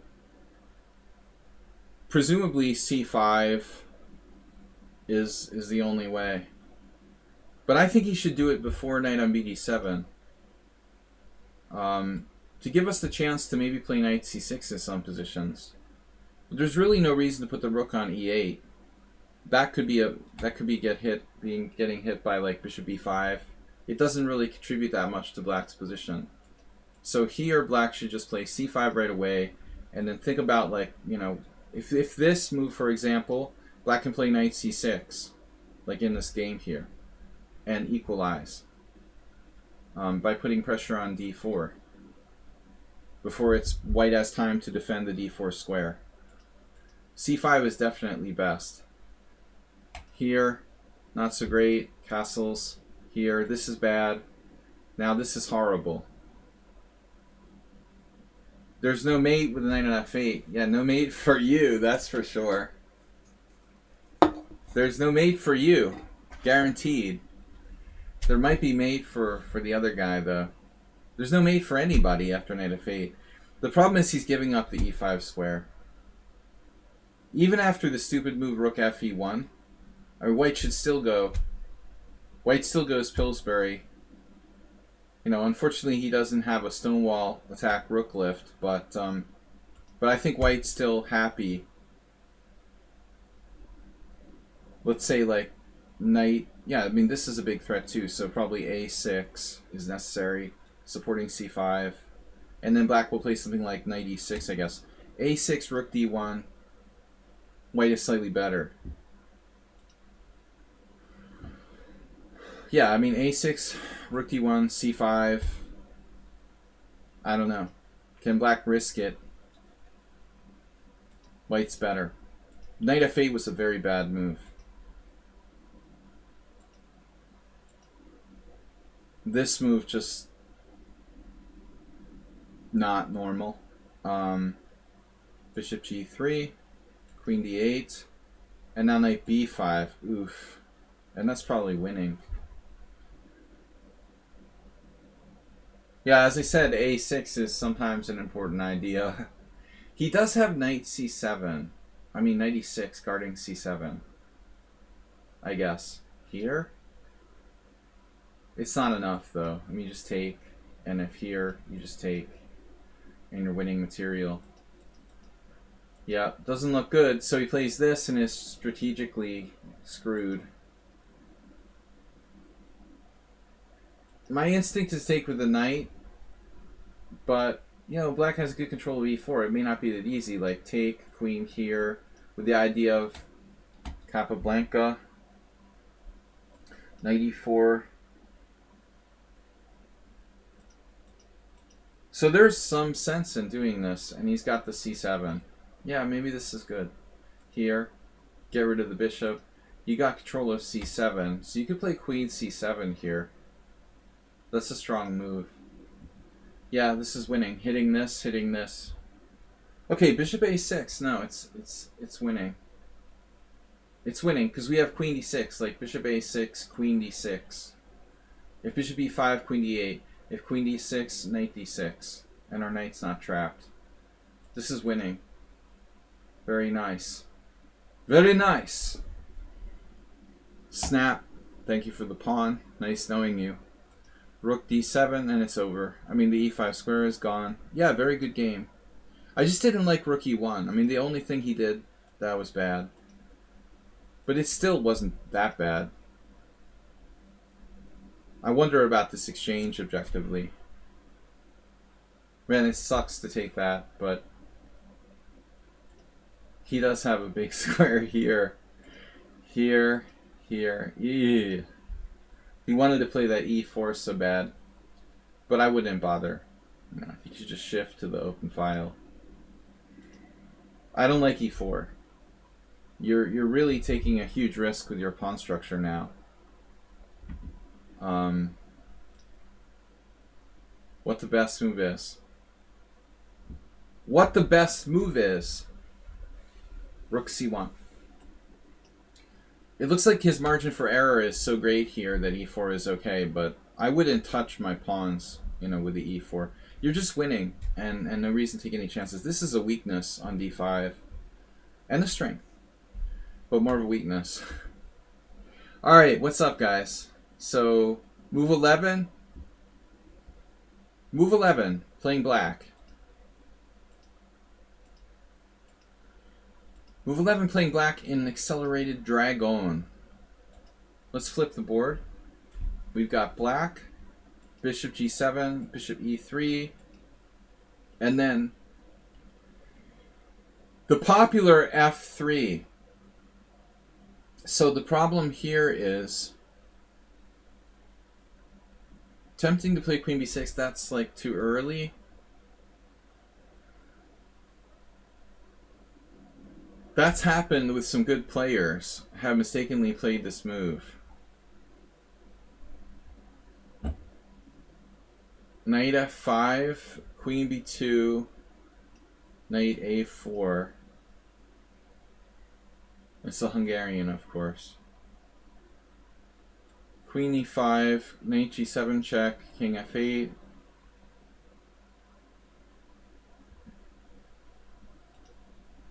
White's completely winning with bishop h6. He did not find it.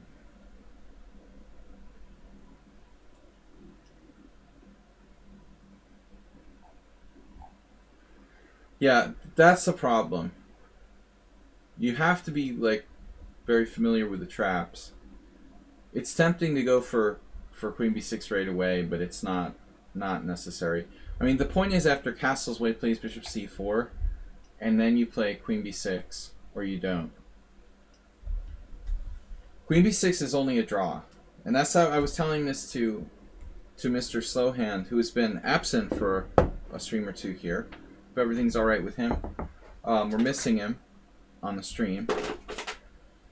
This is only a forced draw, unfortunately. So if you want to win with black, you have to find another move.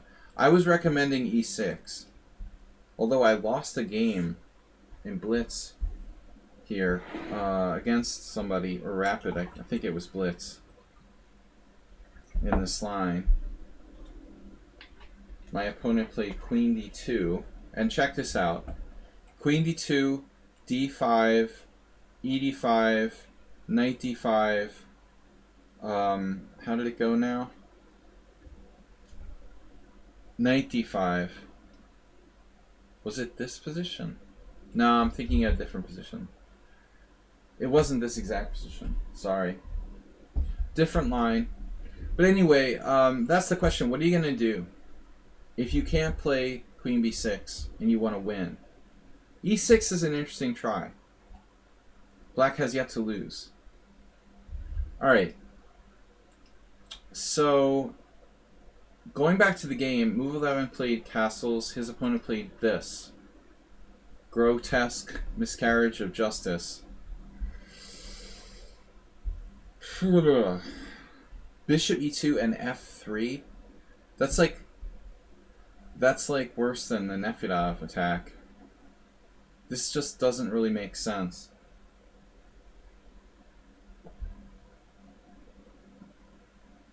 The problem is,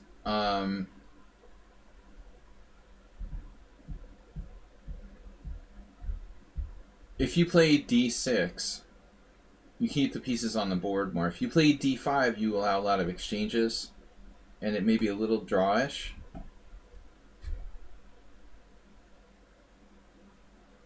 White would be much better off playing either f3 or bishop e2, but not both. You know, I mean, that's the point. You can play the classical with like queen d2, where you play f3 and you leave your bishop on f1, but he's playing two different systems at the same time. I mean, you can just keep playing the dragon, man, you know, with d6, and he's playing the dragon with bishop e2 instead of bishop c4. That's variation A. I mean, how good can the dragon be with bishop e2 instead of bishop c4? It's still sharp. Well, I mean, he's going to castle queenside with the move bishop e2 and the mainline dragon. Most people aren't going to do that, though. He's going to be a big fat chicken and play like castle kingside. I can almost guarantee it. Yeah, that's what they'll do, playing for a draw. I mean, the problem with White's position is White has no forward plan. You know, he has no pawn breaks, he has no pawn storm, he has nothing special, but he's also not really worse. And d5 allows a lot of simplification. Probably kind of drawish. So that's the problem. When you play d5, I don't know if it's enough to play for a win. ed5. You might want to experiment with knight b4.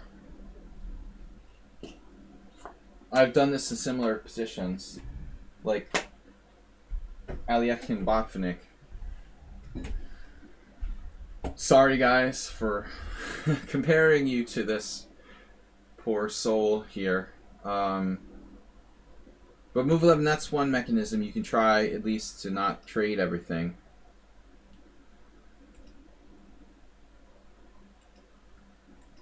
Yeah, this is like, please give me a draw variation. Most people play knight takes c6, though. I mean, that's a better move, isn't it? How are you going to take this guy out here? Queen c6, castles kingside isn't possible. He has to play c3, but man, I'm not sure I can beat anybody in this position. You know, even like Mr. Rogers. Like, how the heck are we going to beat anybody? Hey, boys and girls. This is how you draw a strong master with White. Don't even need to know the rules. Just trade a bunch of pieces and offer a draw. And they'll be so disgusted that they accept it. But seriously,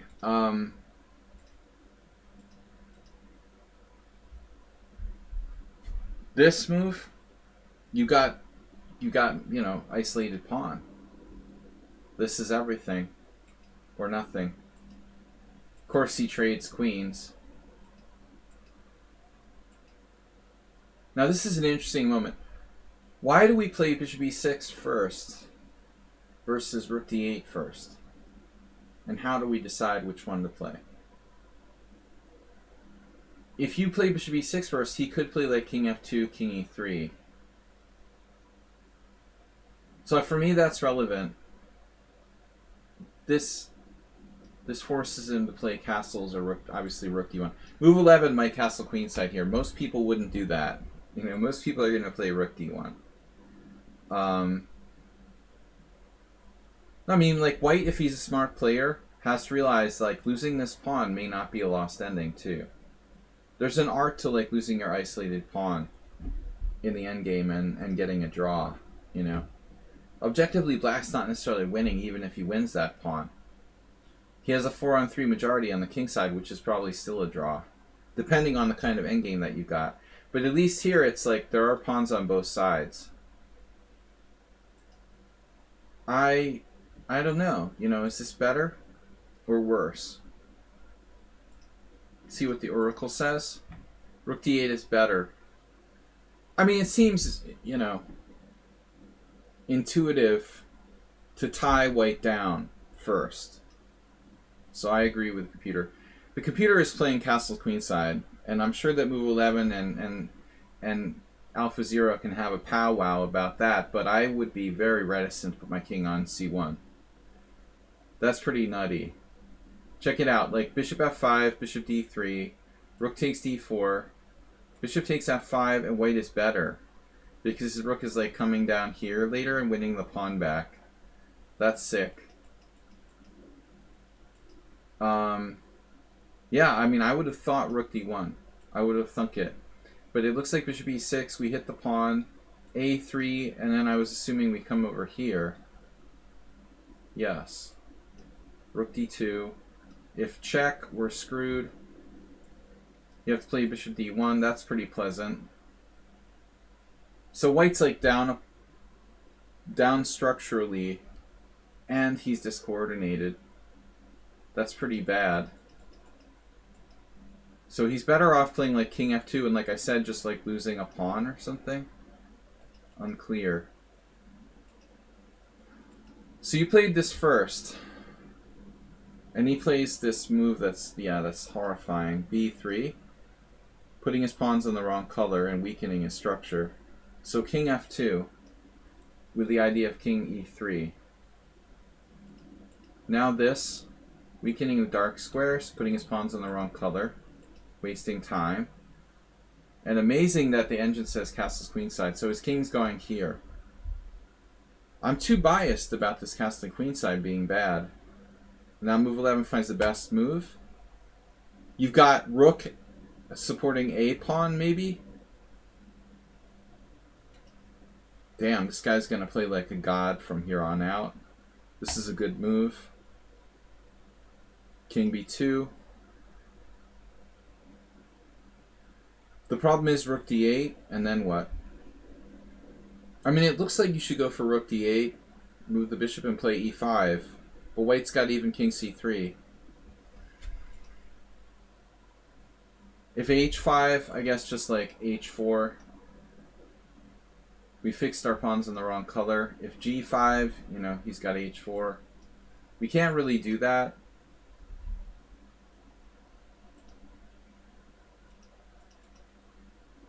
So move 11 played a4. This is a good move, I guess, because if b4 you play a3 check. And then the guy did that. I think that was his plan all along, honestly. You know, that's why he played b3, to put his bishop on c4. It wasn't just like to put his pawns on the wrong color. I mean, he's not an idiot. I mean, his point was to play for this bishop c4. We're all idiots, but it's all relative. Yeah, I mean, that was the idea. But anyway, whatever. He's not threatening anything. If he takes, then we take with the rook, and he's got a worse endgame. But I don't like your king. Bishop d5 seems okay, or just not anything. You know, the question is, what is our freaking king doing? Are you know, look at this score sheet here. Look at the score sheet. We're at move 19. Bishop c4, rook c8, rook d c6, rook b6, rook d8. Where is your king? Where the heck is your king? Like, why is it not like on f6 or somewhere near the center? Move 11 is playing like it's a middle game where the queens and all the pieces are on the board. He's got to get his king in the game. Honestly, that's why I was thinking about h5 to kind of make, you know, make way for the king to have like room almost, you know. If you could play h5, king g7, king f6, king g5 like Mickey's talking about, king f4. Now we're talking. h5, king g7, king f6, h4, king g5, king f4. I like this. But we can't possibly win this game without king. So you took. Yeah, I don't like the look of that. That does not look right to me. I am not playing bishop takes c4. You seem to be like improving his pawn structure. Move 11 is very calculation based, but I can't live with this. Bishop takes c4. So I'll play king up, or maybe h5, or like someone said bishop d5, but that feels a little bit like a waste of time. I guess my default move would be king g7. Computer likes bishop d5. ab3 is kind of neutral. What's wrong with king g7? I don't know. It looks alright to me. I'm not afraid of d5. If he wants to put his pawn on d5, whatever. But I don't like this. I mean, his pawns have increased in power. You know, if you're not careful, you could be worse here.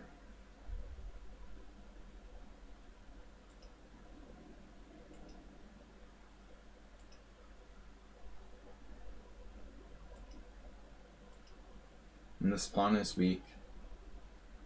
Jeez. We're actually worse now. I mean, this is a nightmare. Why are you playing rook a8? You never should have taken on c4. I mean, if he takes on a4, it's mate in one, so there's really no reason to play rook a8. He is threatening c5, though. I mean, you got to get active counterplay in this position. So I guess something attacking d4, right? Rook here. But black is not really clearly better anymore. Is he? I guess rook d6, d5. Or possibly the other rook. Maybe we should go rook d8. I was worried about this again. But I think you have to... Yeah, well, you're mentioning e5. That's interesting. Black isn't really better. Black is clearly worse. I didn't think it was that bad. Yeah, rook d6 is the best move. But d5 and white is better. So you're actually playing for a draw now at this point. But this is a nightmare. Taking on c4 and then putting your rook on a8. Now you have no rook. No rook and white pawns are strong. And white has a better king. And this is your best counterplay. You're basically threatening nothing.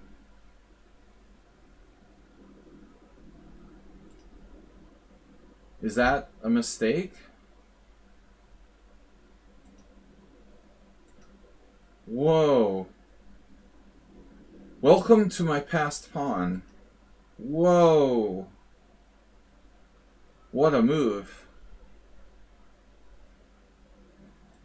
White is not playing for a draw.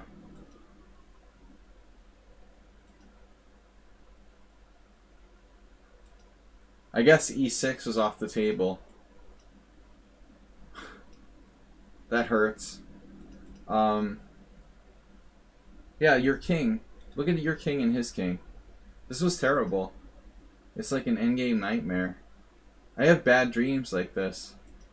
Rook takes b5. Did he miss anything better? Really? I'm wondering about this, though. Was rook b8 the right idea? Yeah, probably good enough. You can't give him that pawn, though.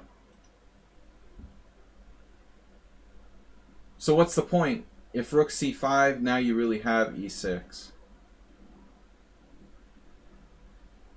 So we need to calculate, like king takes, rook takes, pawn takes, king b5, king takes, here and white wins. You can't trade rooks.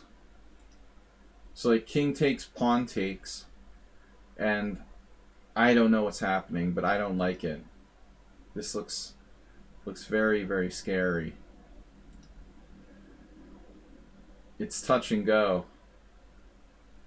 According to the engine, you're drawing by a hair. Wow. So this is actually not clear to me what's happening. That's okay. Man, I think that's a strange decision for white, you know. Rook c2, grandmaster move. e5, king b4, f5, a4, e4. Take. These pawns look very strong to me.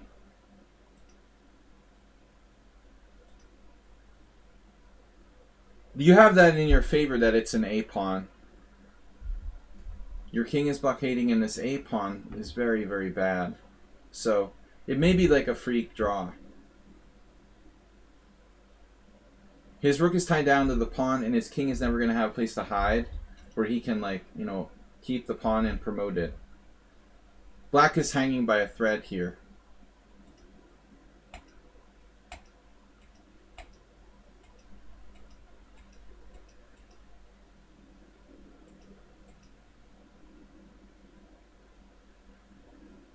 So check, wrong check. Does it matter? Let's see, check.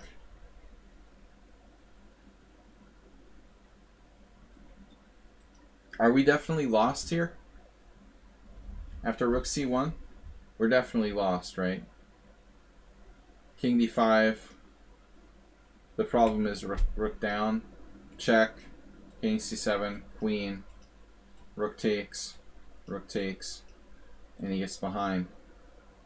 Yeah, move 11. This was ugly. But it looks like you even had a chance at the very end. Amazingly, this is a draw. Or even like rook d4 check. e3 was the blunder. But I mean, this is like... I'm surprised it's still a draw. That a pawn is just not a great pawn. King c5, rook d3. He has the like least good pawns.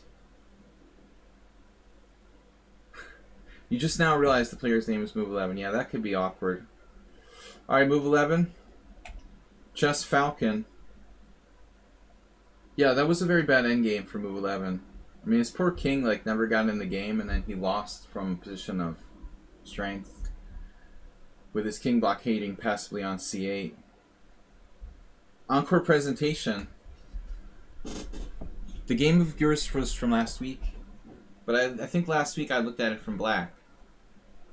That's why it was so familiar to me.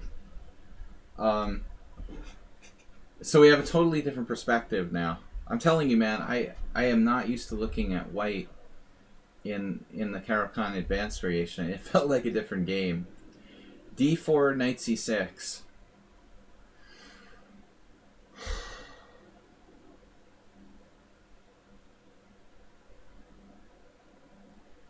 Right. Alright, so what the heck is this? Bishop c4. That's insane. I can't believe you played this. You're intentionally playing this move? This isn't even like a real gambit, right? I mean, this is just like a clear pawn down. Knight takes d4. This is worse than like an Eric Rosen gambit. Why would you want to play that way? There's takes. You know, takes is good.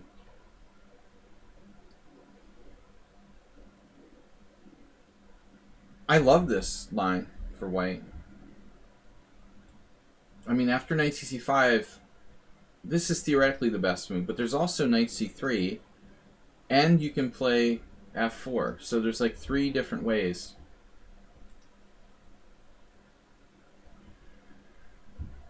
Apparently there's even like bishop f4, but I mean there's at least 3 very good variations for white here. I don't see giving up your central pawn because you want to play like... Why don't you play like the hippo or something? I mean the elephant gambit reversed. That's another new idea I got from Spectacular Camel. What we'll do is we'll play the elephant gambit reversed, like d4, pawn takes pawn, bishop d3. I mean, you might as well do that or something. Of course, this guy didn't cooperate. He wouldn't let you. But this is really dubious.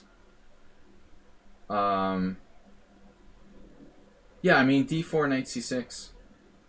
There's a game, was it Bronstein analyzes this or something?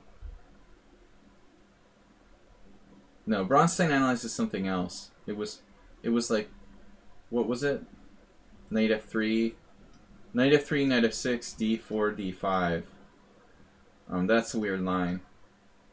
But that's funny, like d4, d5. I have no idea what that is. Okay, this is not sound. I do not advocate bishop c4. For black, though, like, how can you not play knight takes c4? I mean, what are you thinking?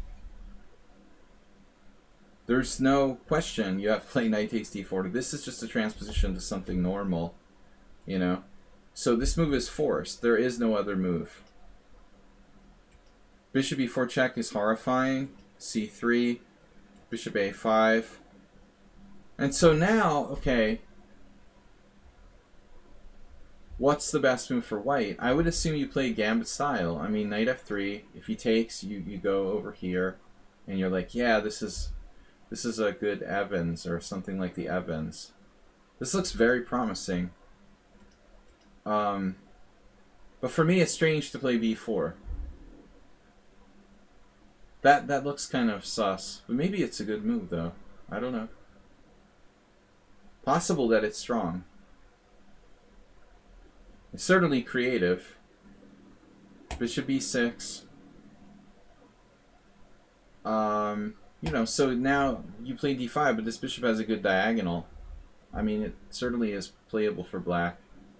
Knight e7, knight f3, and then d6. And now he's happy. He wants to attack you on the king side with his stuff.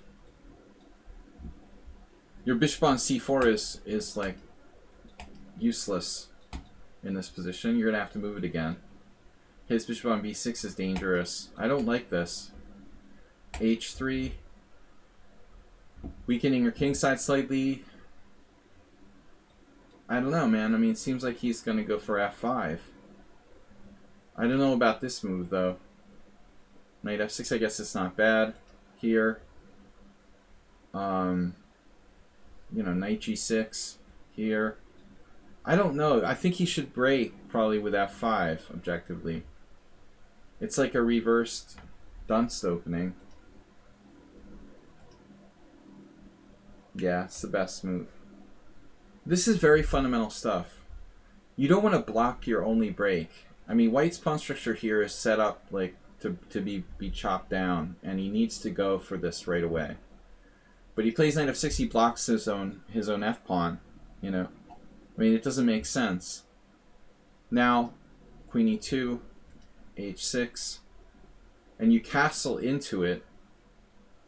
Honestly, I thought you might even play like g4 or something crazy, but objectively, it seems like white should probably have to play bishop d3 or knight d2, but I don't like white's game.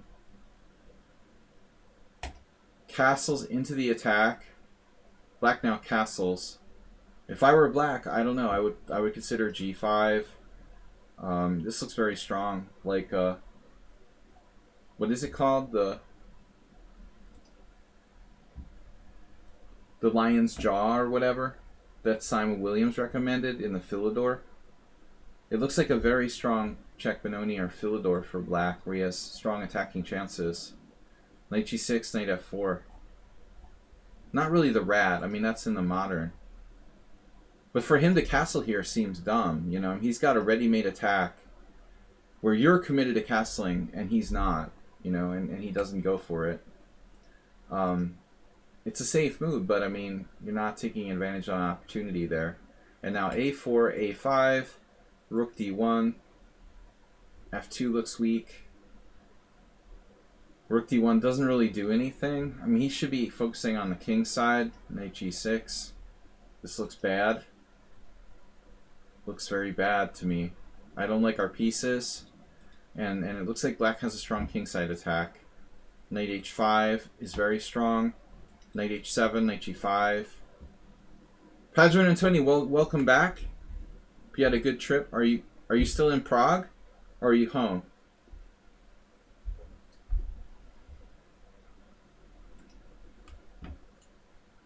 How did it feel to leave Italy? You're still to leave Italy since the pandemic. Queen c2, a b4. Yeah, why is black giving up this, though?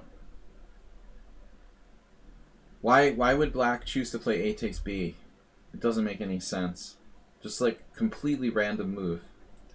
He played really well, and now he's like caving on the queen side. Why? White has no threat. Just knight h5, standard oil, knight h4, knight f4, or maybe knight h7, knight g5. There's absolutely no reason for black to do this. Pawn takes pawn, pawn takes pawn, and then here, not my favorite move. I mean, it looks a little early to play that. I feel like black should build his position before he strikes here. So this might be a mistake. It feels nice to get back to my normal routine. Well, I don't know if that's your normal routine, but I was just wondering if it feels nice to be able to travel anywhere at all after like 2 years.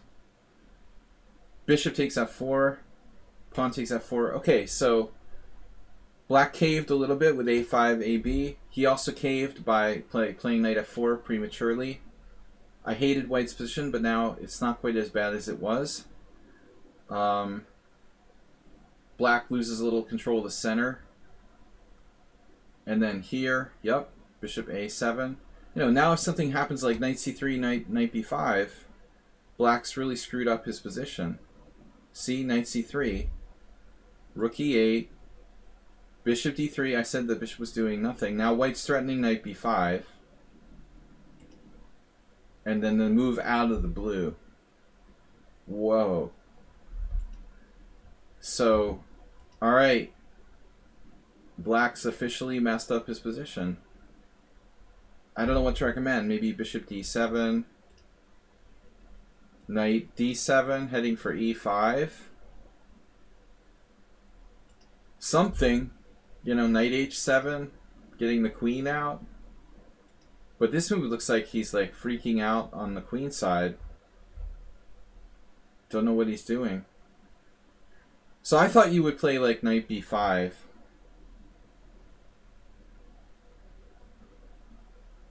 I mean, honestly, that bishop is blocked for the moment, but it still has power. So I figured white would go for that, you know, at the very least. You have forks like this and this, for example. You know, this looks good. He has even better, though, according to the engine. DC, BC, E5. Whoa. Both B5 and knight B5 are good. So those are two of the top 3 moves. This I missed, though, and you missed it too. So take, and then this crunching move, because black lost control of the center. Obviously, if takes, you lose the queen to bishop h7 check. Yeah, I mean, black went south around move 15. He started going south. c5 is crazy. It's like totally anti-positional. Now here, knight h7. Hello, this is the center. Can you get me the center, please? I'm trying to reach the center. I don't know, we just lost contact. I mean, this was such a good opening for black, and he screwed everything up. Now, like, white is going to push e5 and have, like, the whole cube. The white is going to be like the white central board cube. There you go. Boom. 1, 2, 3, 4. It's over. Black completely destroyed his entire position in a series of like 5 moves. Maybe there's still hope. You know, he still has like knight h7 to g5.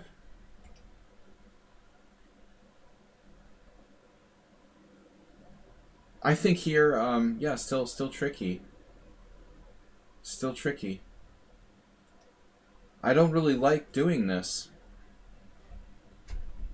You gotta consider your options. I mean, like bishop f5, trying to neutralize his threats, doesn't look real appealing. So this is ugly. What about you moving away? You can't, because you'll lose e5.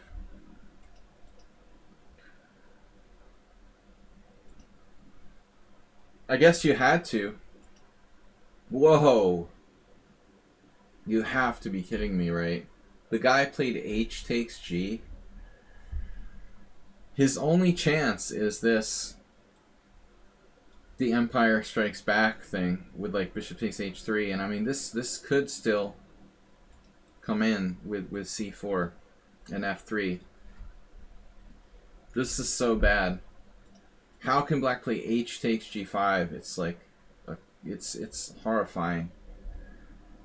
It's terrible. Check. I'm not sure if that's a good move or not. I seriously, was wondering about e6. I mean, clearly you can play b6 at some point.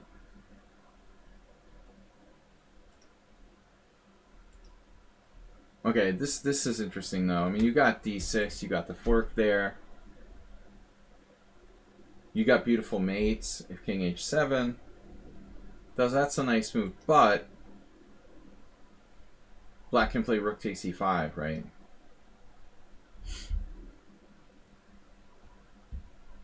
I don't know. I don't see it. Where is it? Where is it? Show me where it is. It just looks like we don't have it. No, I don't think this is right. e6 was a winning move. Road runner. This is road runner style. Not surprising that that's winning. Of course, you might have mates, right? You're like sealing them off. Really, you're sealing them off. I mean, queen f6 looks like one of the only tries. But I mean, after this, what do you do after rook takes e5? Where is the rest of your position? Nothing.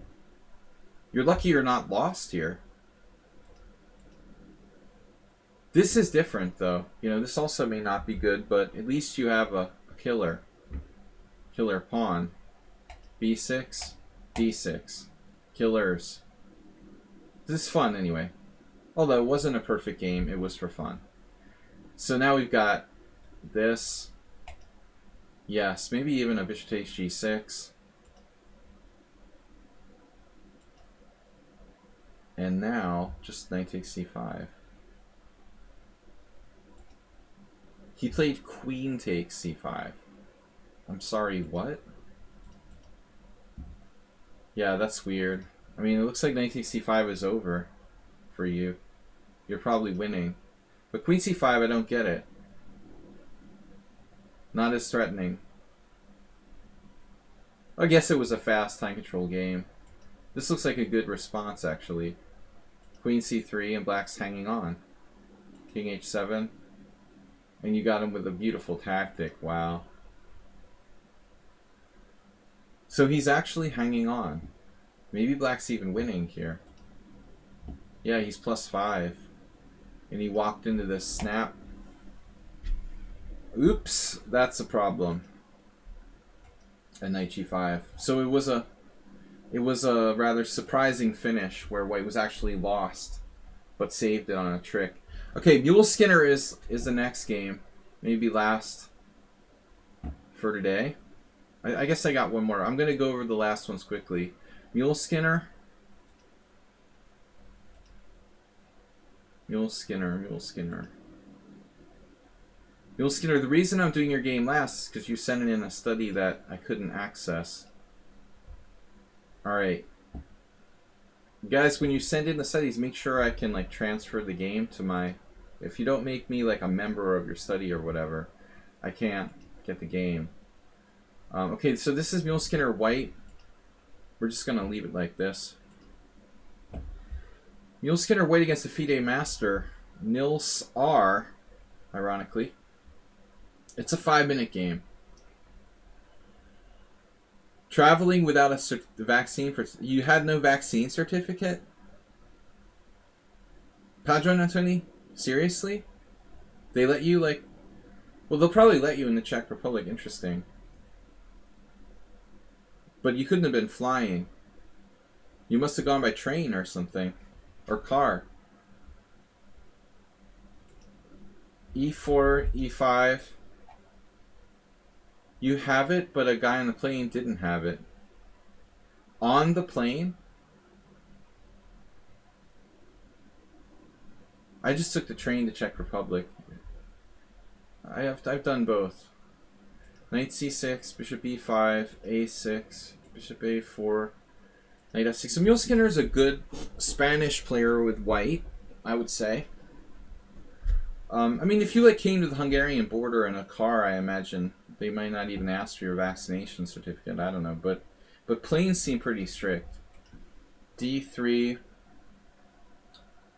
But in the good news, like now we can go to the United States and get COVID over there. They're letting Europeans go. I feel so honored to be able to go back to to be able to take my family back to my home country. It's so nice of the American administration to reciprocate finally after 2 years, even though there's more COVID there than there is in Europe and nobody's getting vaccinated. Thanks a lot, America. All right, B5, bishop B3, bishop C5. You're too kind, Mr. Coffee, letting us sick and unhealthy Europeans come into your very healthy country. A4, this is safe. So D3 is a really solid line. Anti-Marshall. It's too late to be worried about the Berlin defense, obviously. It's an anti-Marshall. B5, bishop B3, and now black transposes to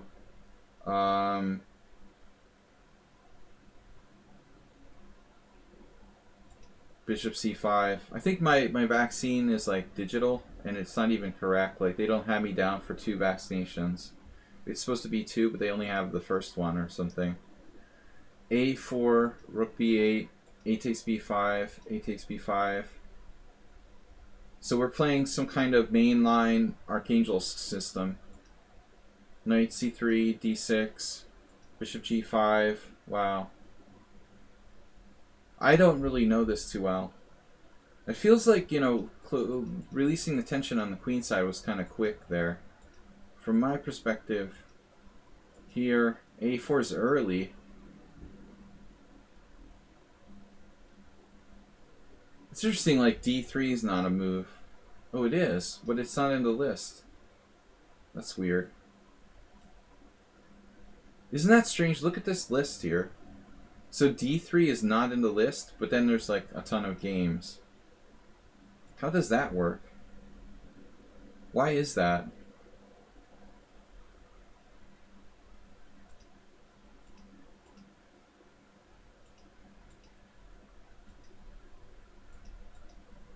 I think this is a little overrated. Like the open file here doesn't really matter too much.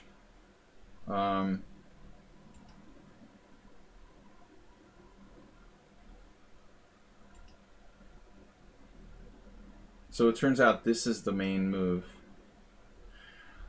I don't know, it looks familiar to me. It seems to me like I've seen this before. I guess the problem is the black can play h6 and g5 and just do that. Like this isn't right necessarily to like give up your bishop for nothing. And if bishop h4, black can just play g5.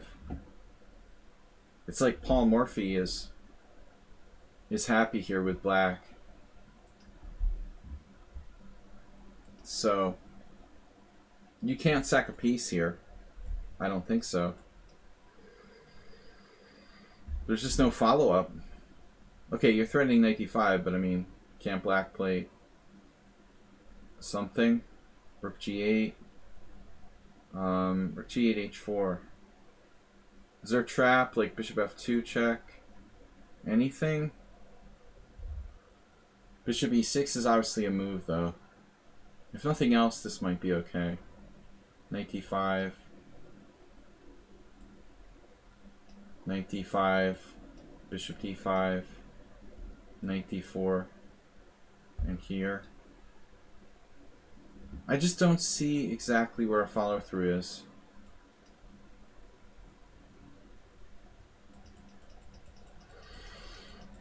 I don't think we can sack a piece.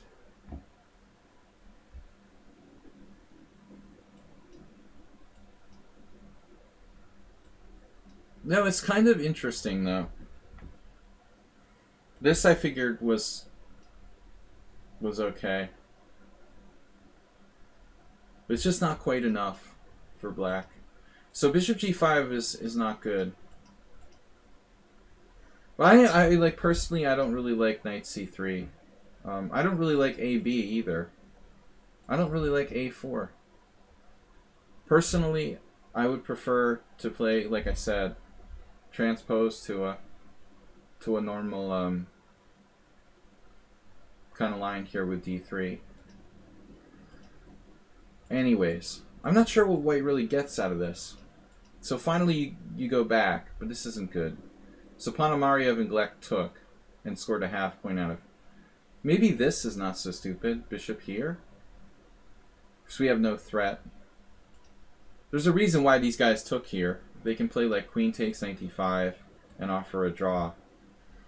c3. It's like a canal variation of the Italian game. Ponomariev Adams 2005. 97.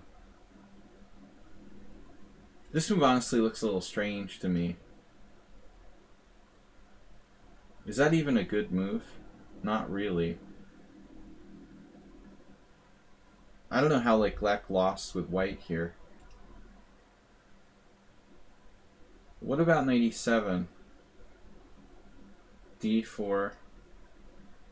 Knight takes d5. Bishop d5. e4. Knight d4. Ponomarev is doing kind of like a Magnus Carlsen style game. Absolutely no risk. But anyways, this doesn't look right. Though that move's probably not right either. Yeah, maybe bishop g4 is okay. And then knight d4. So we have queen g3. Black was probably surprised by this. He's banking on queen d1. This one may have took black by surprise. But you can do that. And this is not such a big deal. Now we have a problem with g7. Frankly, I don't really like bishop g4. It seems like he should ask things simpler. He gives up his good bishop. But what does black have to show for it?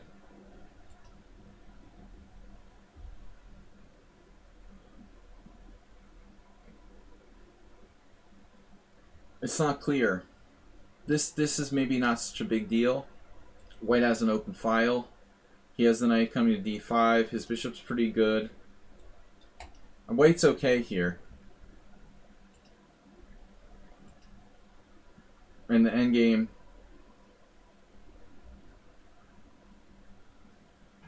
we have to seriously consider allowing this straight of queens. But there is this problem. So I was wondering about something like this. Maybe. I'm not sure you have to avoid trading queens, but it's interesting. So he plays queen h4 against a strong player. c6 now taking d5 away. King h2. And if white's allowed to play g3 and f4, he might be better. Now black's actually trying to trade queens. And this is kind of offering a draw. I would think that's like, you know, if you want to win, like this would be, or queen f3. I mean, basically with queen h4, I would think black could repeat position now. You know, knight h5, queen g4, knight f6. So instead, after knight f6, queen here, he played g5. Pretty horrifying move to stop f4. But, you know, the ramifications of this are massive. I mean, you give up the f5 square. There's like this, for example. There's also rook a6. Yeah, not really a great move. It's hard to recommend g5. This guy is like trading queens 1 minute and playing g5 the next. It's a very, very ugly move by black. Yeah, it's just a horrible move. Rook a6, rook c8. That's not good. And now knight e2. And then you found a way to, like, you know, this is even worse. If you get an f5, forget about it. Yeah, I mean, this is a terrible move. He thought you were trying to come to c... What is he thinking? What does b4 do? So I would think you just play queen f3 here. Threatening knight g3, it's over. Oh, I guess he wants to go after your pawn, but it's no way he can even take it. I think he's lost here. Honestly. Maybe black has a desperado. Like takes here and I don't know, rook g8 or something. He may have this. Desperate try. Desperado. But I mean, you probably just go like queen f5. Black's position is ugly. This is not good. He basically lost the game in one move. With a horrible g5. Right. And now at least, well, I mean, he can take your pawn on b3. So knight g3, queen b3, knight f5. White wins on time.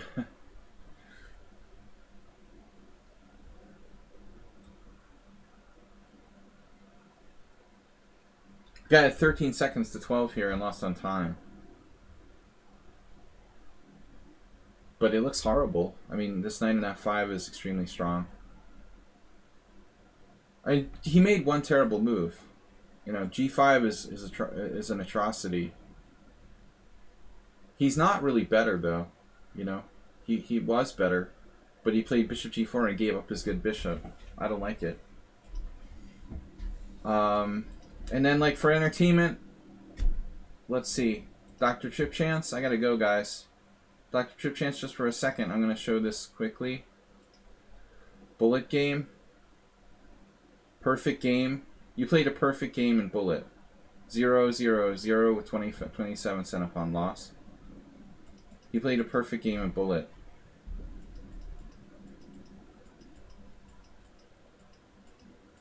Happens every day. I always play perfect games in Bullet. No inaccuracies. Look at the center. The guy, speaking of giving up your white square bishop for nothing, it's like a positional disaster. Black just like fixed your pawn structure and gave you his good bishop at the same time, and there's like this murder pawn structure here. Damn. That's horrible. Totally based on strategic considerations. Oof. And then there's this. Mate. Yeah, that's cute. And now bishop g5.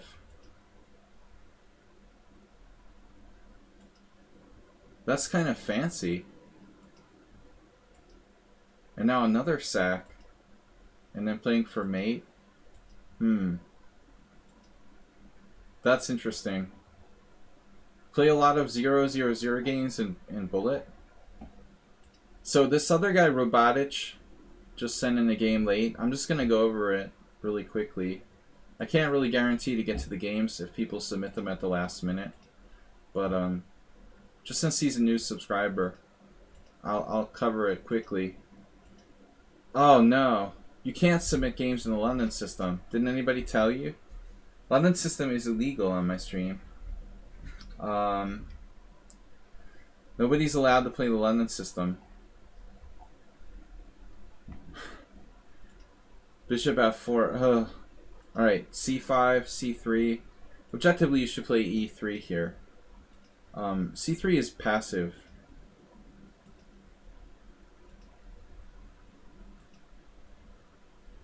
Yeah, now white's, because you played c3, you have no aggressive options. You're reduced to playing like queen b3 or queen c1. So this just shouldn't work. I've never seen anyone do this. But I get it. The idea is that if you take on b2, white has knight b5. So I don't know, I guess black's best move is like keeping the tension or something with e6.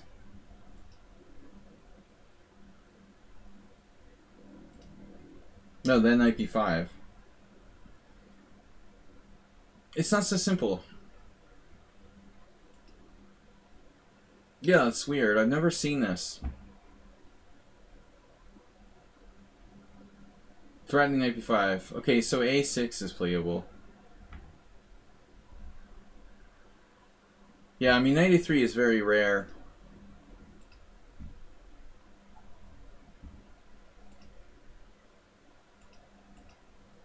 Though it's probably not that much worse than the other moves. c4. b4. Wow. Wow. So you have knight takes b4 for black here? Does that work? Knight takes b4, queen a4 check, knight c6, knight b5. So black just ignores this trick. Very promising position for black. And there's a huge problem.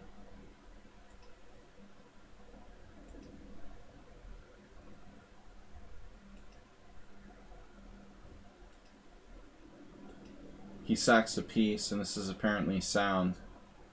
There's ideas of b5. Wow. Yeah, so that actually works. White's got an awesome center.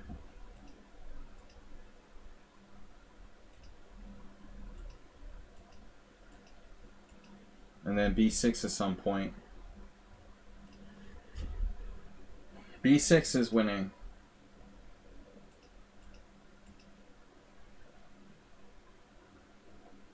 Now black's up a piece for several pawns. It's unclear. You gotta play b6. And so you have pawn takes, and then what though? Pawn takes, rook a8.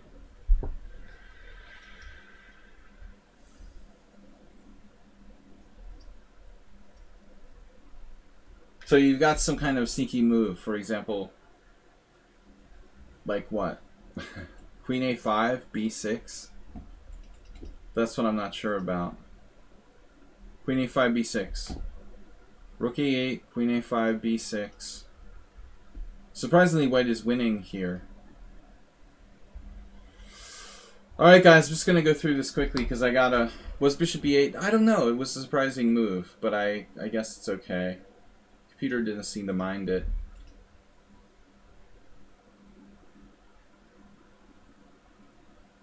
I mean, clearly you could play b6 first.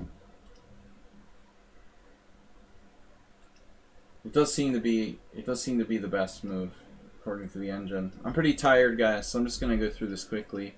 Takes e4 here. And now it's just like pawns for the piece, but the queen is messed up.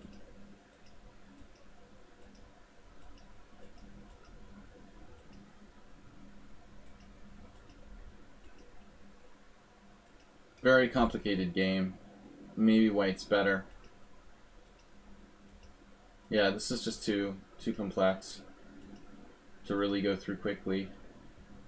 Black did a good job staying alive and trying to create some kind of counterplay.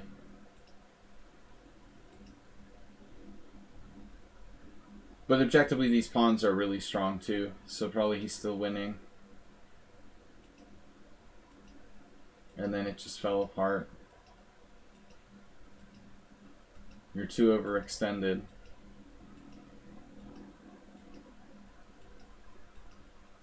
It's funny, the London system bishop. It looks like black played the London system instead of white, and it had to come back on g8 or something.